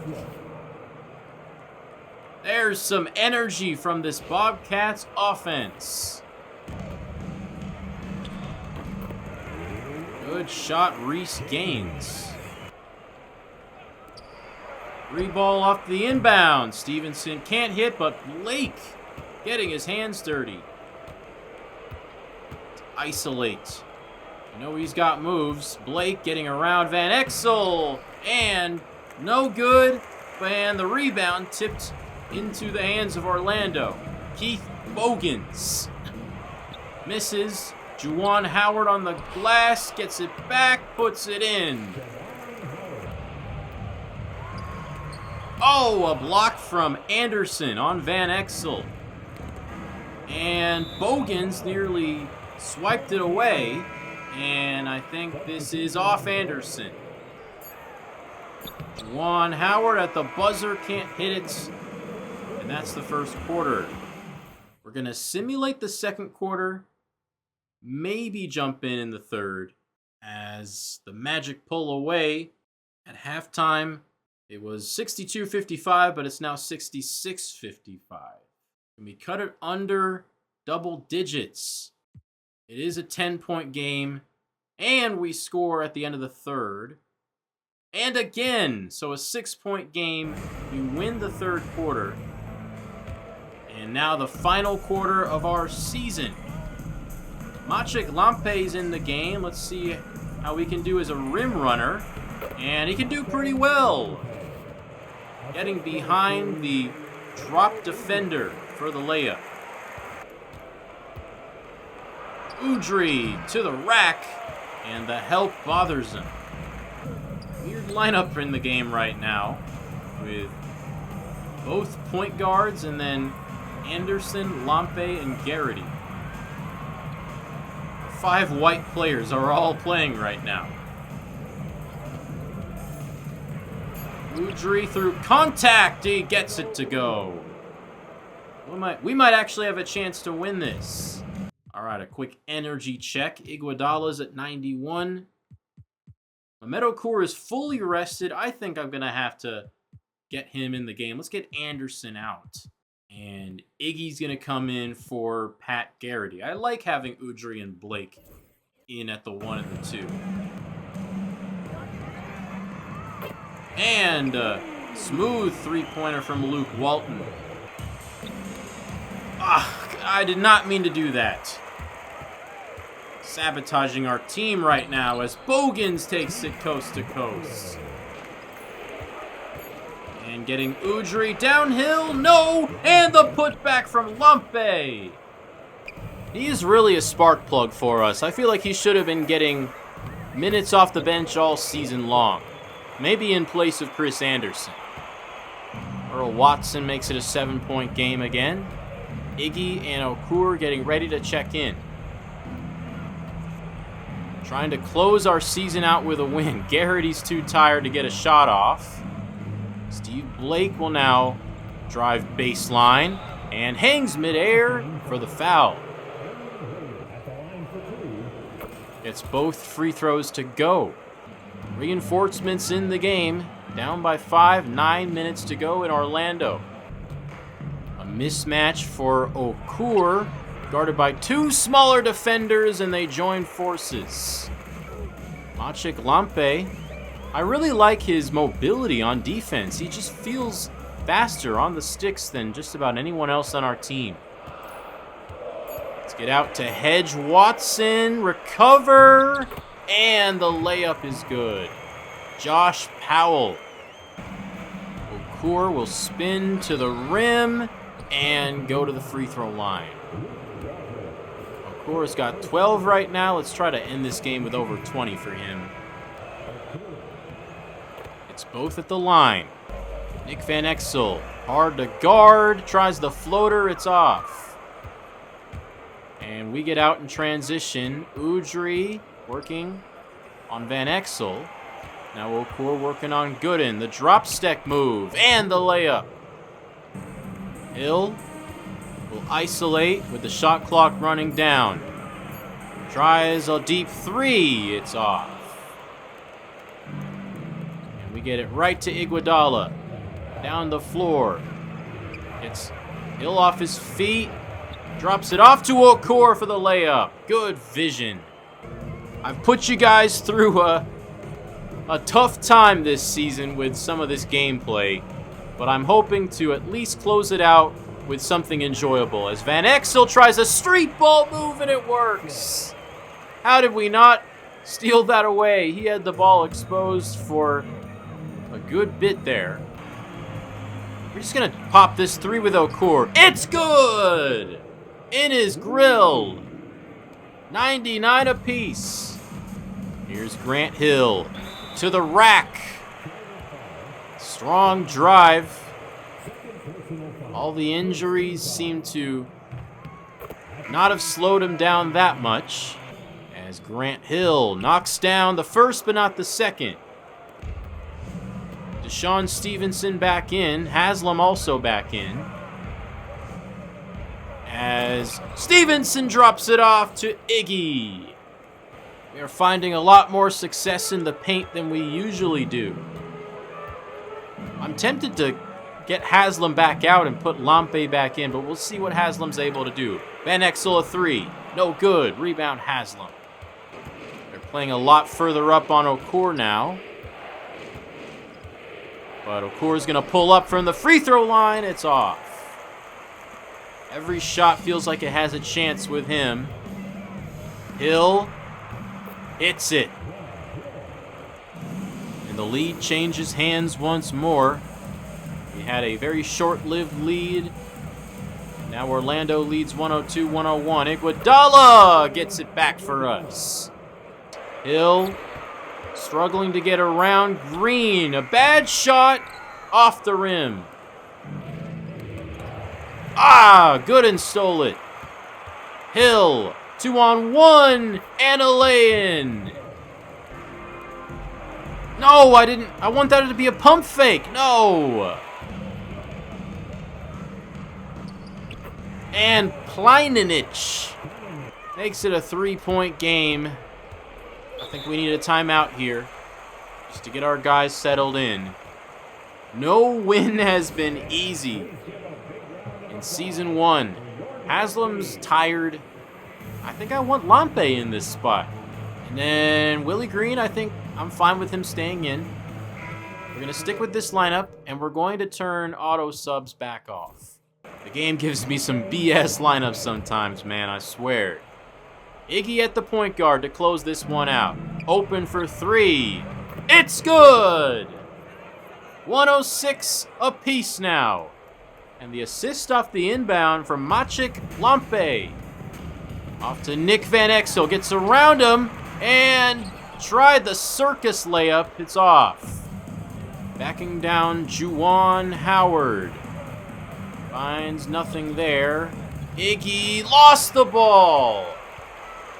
I was just trying to get it out of harm's way, but just bad spacing there. Hill, a risky pass into Gooden, and it pays off. Oh, man. I just want a comfortable lead here. This time, will the Okur post-up work? No, it doesn't, as Juwan Howard stands pat. Hill Driving middle. Puts it up and off. Lampe is there. Outlet pass, Willie Green. Okur cutting down the middle. He'll drive, put it up through contact and in. This game has spent a lot of time tied up in the fourth quarter. Nick the Quick gets to his spot for three. That was tough. That was not what we needed right now. We get a drive from Okur. Fading away. Bad shot. Juwan Howard is an underrated defender. Van Exel trying to extend the three-point lead that he created. He will drive right. Step back, drive left, finds Drew Gooden inside, and a strong contest from Okur. We have a chance to tie or cut it to one. Lampe will drive inside. Draws the help out to Okur. He will screen for Green now. Out to Stevenson, open three. Got it! Tied at 111 with under a minute. Huge shot. All I want is to close out this season with a victory. Van Exel. On Iguodala, it's off. Gooden is there. You can't be serious.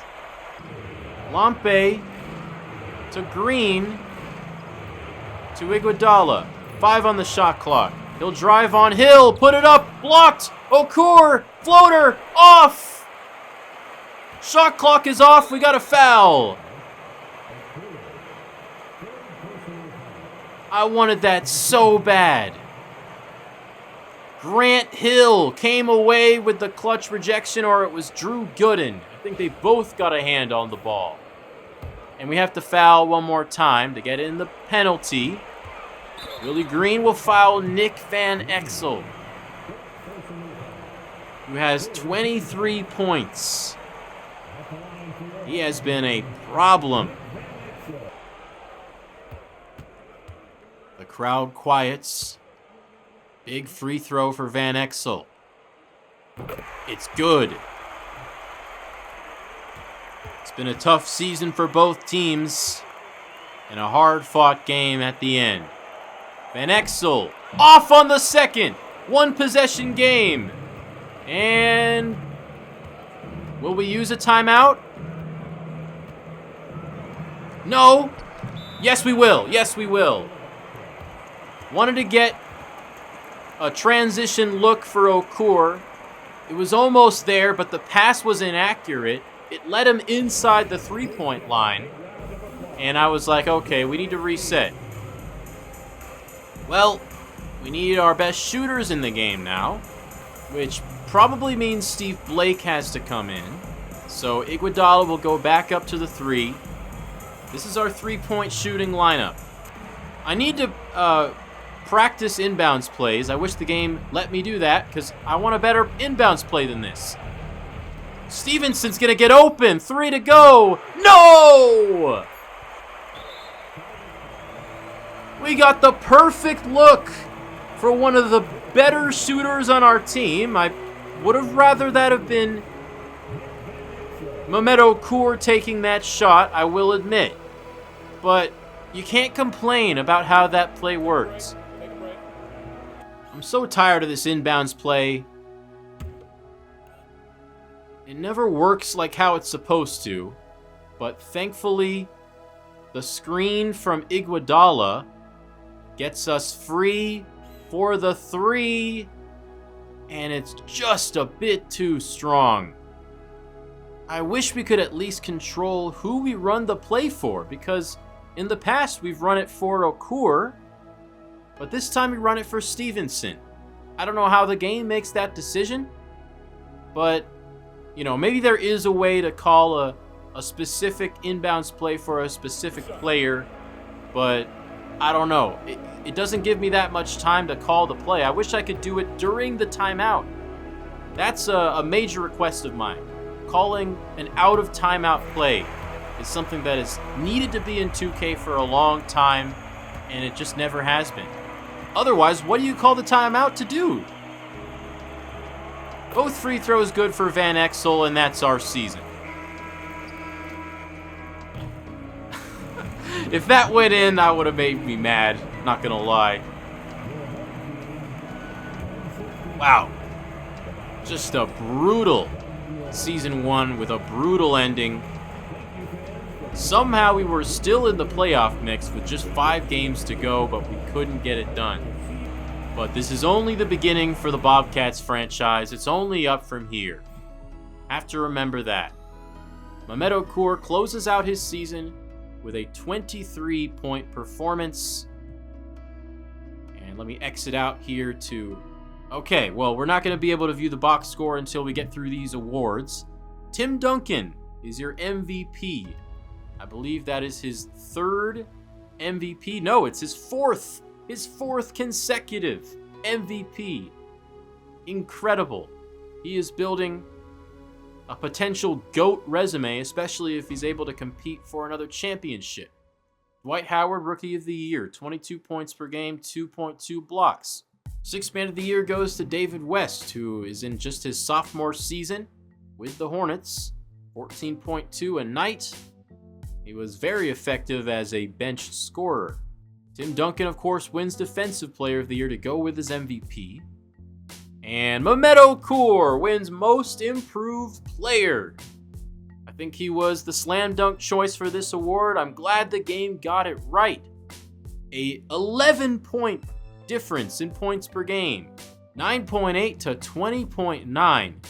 And he actually managed to get his 3-point percentage from 28 to just above 30. So a very strong season for who we hope to be the face of our franchise going forward. 5 assists per game. That's got to be near the top 4 big men. 1.2 blocks. He was so fun to use. One of the few bright spots from the season. Coach of the Year, Mike D'Antoni. Is it his 2nd Coach of the Year award? I'm not sure if I can see that.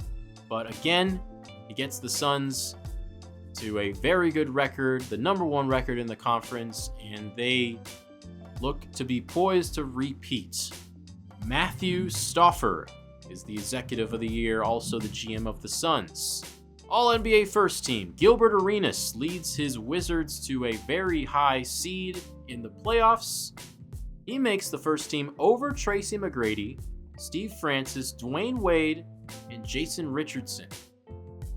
Tim Duncan, LeBron James, Shaq, and Jason Kidd make up the first team. Second team, T-Mac, Steve Francis, Dirk, KG, and Yao Ming. And the third team is Mehmet Okur at center. Honestly, I was not expecting that. I was expecting it to be some other random guy on a bad team. I mean, Elton Brand probably would have been a good pick here. But Mehmet Okur gets an All-NBA 3rd team nod in just his 3rd year in the league. Great for him. He stands alongside Pau Gasol, Chris Webber, Jason Richardson, and Dwayne Wade. I would not expect us to have any all-defensive first-teamers, as Rasheed Wallace...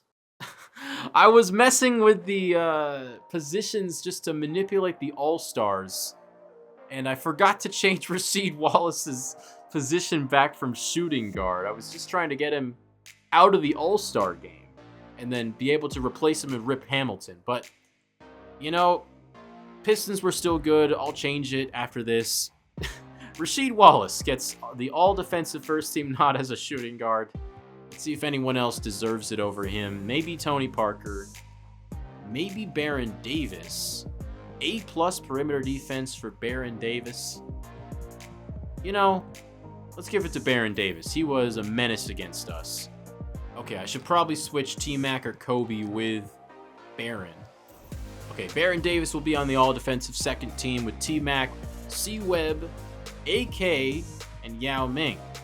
All-defensive first team, Shaq, LeBron, Duncan, Kobe, and Kidd. Not too much different from the All-NBA first team.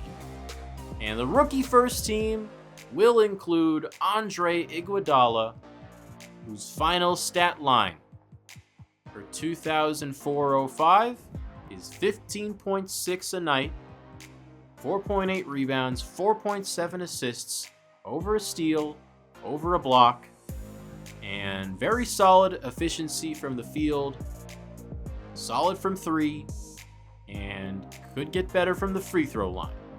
Overall, an excellent jumping off point for what should be a very long career. Dwight Howard, Josh Smith, Jose Calderon, and Jameer Nelson make up the rest of the first team. The second team has Al Jefferson, Emeka Okafor, Ben Gordon, Sean Livingston, and Luol Deng. And here's the playoff bracket. Of course, the Bobcats are not a member of it. Detroit ends up getting the 1 seed after all. And Philly actually jumped ahead of Washington here. The Nets are the 4 seed. The Heat are the 5 seed. Indiana back in the playoffs after losing in the finals last year. Phoenix gets number 1. Dallas gets number 2 in the West. It will be San Antonio versus LA. And that's significant because LA actually beat the Spurs in the first round last year. So they will have a rematch. The 4-time MVP Tim Duncan will have a chance for revenge. Utah versus Seattle is the 3-6 game. And then Dallas versus Golden State. A lot of interesting matchups here. I mean, you got LeBron versus Allen Iverson. And T-Mac versus Dwayne Wade, or T-Mac and Jason Kidd versus Dwayne Wade and Shaq. Chris Bosh is able to make the playoffs for the first time as a Raptor. Well, I guess I can't look at the box score from the final game of the year anymore, but we can look at the season stats for our entire team. Player stats. Of course, Okur has the most impressive stat line, played all 82 games. Deshaun Stevenson averages 17.1 a night with less than 1 assist. He is Michael Porter Sr. Beno Udrih had a strong year, considering that he didn't have the highest rating or the highest potential. 22-year-old rookie. Fit into the starting point guard role pretty nicely. 4.6 assists, only 1.9 turnovers per game. Very good ratio. Udonis Haslem, in 82 games, averaged 9 points. Would like to see that field goal percentage go up, but he does take a lot of mid-range shots. Good rebounder as well. Man, the assist-to-turnover ratio for Deshaun Stevenson is dreadful. 0.8 to 2.1. Obviously, I would like to see us get better at three-point shooting. I'd like to sign some more dynamic shooters, but percentage-wise, we weren't so bad as a team. Deshaun Stevenson nearly got to the 40% mark. Pat Garrity, 38%. Steve Blake, nearly 38%. Beno Udrih, 37%. After that, there's a bit of a drop-off. Andre Iguodala hit 1.2 threes a night on 35% efficiency. And then, of course, Mehmet Okur, 30% efficiency. Didn't hit 1 per game. I would have thought he did.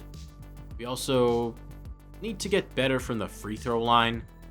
I'm not sure how accurate of a defensive stat this is, but opponents' field goals made per game, Deshaun Stevenson leads with 6.4. Iguodala is just behind him at 5.7. Plus-minus wise, our best guy is Maciek Lampe. In very limited minutes, Danny Fortson plus 0.7. Man, if these are the best plus-minus guys on the team, that is a problem. But Mehmet Okur minus 0.6, Iguodala minus 1.2. Beno Udrih, man, minus 2.3, that's not good at all. But ultimately, we just need some more talent on this team. I think that's what sums up this season. Of course, the rebuild in its very early stages. We have a lot of drafting and free agency signing to do, but very fun to go through season 1 of the franchise and actually have a team, actually have a dog in the fight. And I loved playing with the NBA history, doing some trades differently than they happen in real life. And I'm looking forward to seeing where this series goes in the future. Next episode, we will go through the playoffs for Season 1 and then go through the entire offseason. Of course, Chris Paul is the prize draft pick. Let's go to the rest of the draft prospects. Chris Paul is scouted to be 85 overall at 19 years old. Would love to have him, but we would have to get pretty lucky in the lottery to get the number 1 pick. Darren Williams, Andrew Bogut are also good draft prospects. Andrew Bynum could end up being pretty solid. Raymond Felton is fully scouted as well. He's a 77. Wouldn't mind having Danny Granger, Monte Ellis. David Lee wouldn't be bad either. Not a whole lot of true number 1 options in the draft outside of those guys, but some solid role players. Ersan Ilyasova, Gerald Green, Jason Maxiell was a good glue guy. Brandon Bass, Jarrett Jack was underrated. But realistically, I could totally see myself drafting Danny Granger. He's going to come out at 76 overall, 3rd in the Sporting News draft board. And he is projected to go number 1 in one of the mock drafts and number 8 in the other one. So he is a huge wild card. Darren Williams 3rd, Andrew Bynum 4th. We could end up getting Andrew Bogut, but I would love to have a top 5 draft pick, in which case David Lee would be on the table. Yeah, I really have no idea how this draft order is going to go because the mock drafts are not really revealing any clear-cut number 1s. I mean, of course, it should be Chris Paul, but we'll see if that actually happens. We are currently mocked to have the number 8 pick and select Martell Webster, a 6'7" high school prospect who can score inside from 3, but is not the best defender coming into the league. But I think he would add some scoring potential to the offense. He would make it run a lot smoother. He would be a late shot clock option for us. I would certainly consider it if we actually have a draft pick that late in the lottery. But pretty much all these guys, except for maybe Raymond Felton, are guys I would probably take over Martell Webster. But let me know what you guys think I should do in the draft. I will certainly entertain your guys' feedback. But for now, we're going to leave off after finishing Season 1 at 33-49. Could be a lot worse for an incoming expansion team. 8 games ahead of the 25-57 Milwaukee Bucks, who are first in line for the number 1 overall draft pick. But that's going to do it for a very eventful and very depressing episode of the Bobcats franchise. Hope you guys enjoyed it. If you did, you're probably a masochist, but that's okay. I'm a Blazer fan. I know what that feels like. But anyway, that's going to do it for me. But it feels good to get this series back up and going again after the long break. If you like what you see, I'd appreciate a comment with some feedback, a like on the video, subscribe to the channel, turn post notifications on while you're at it, and recommend me to a friend. More Bobcats franchise coming your way very soon. We'll have an eventful off season and then on to Season 2. But until then, see you next time. Have a great rest of your day.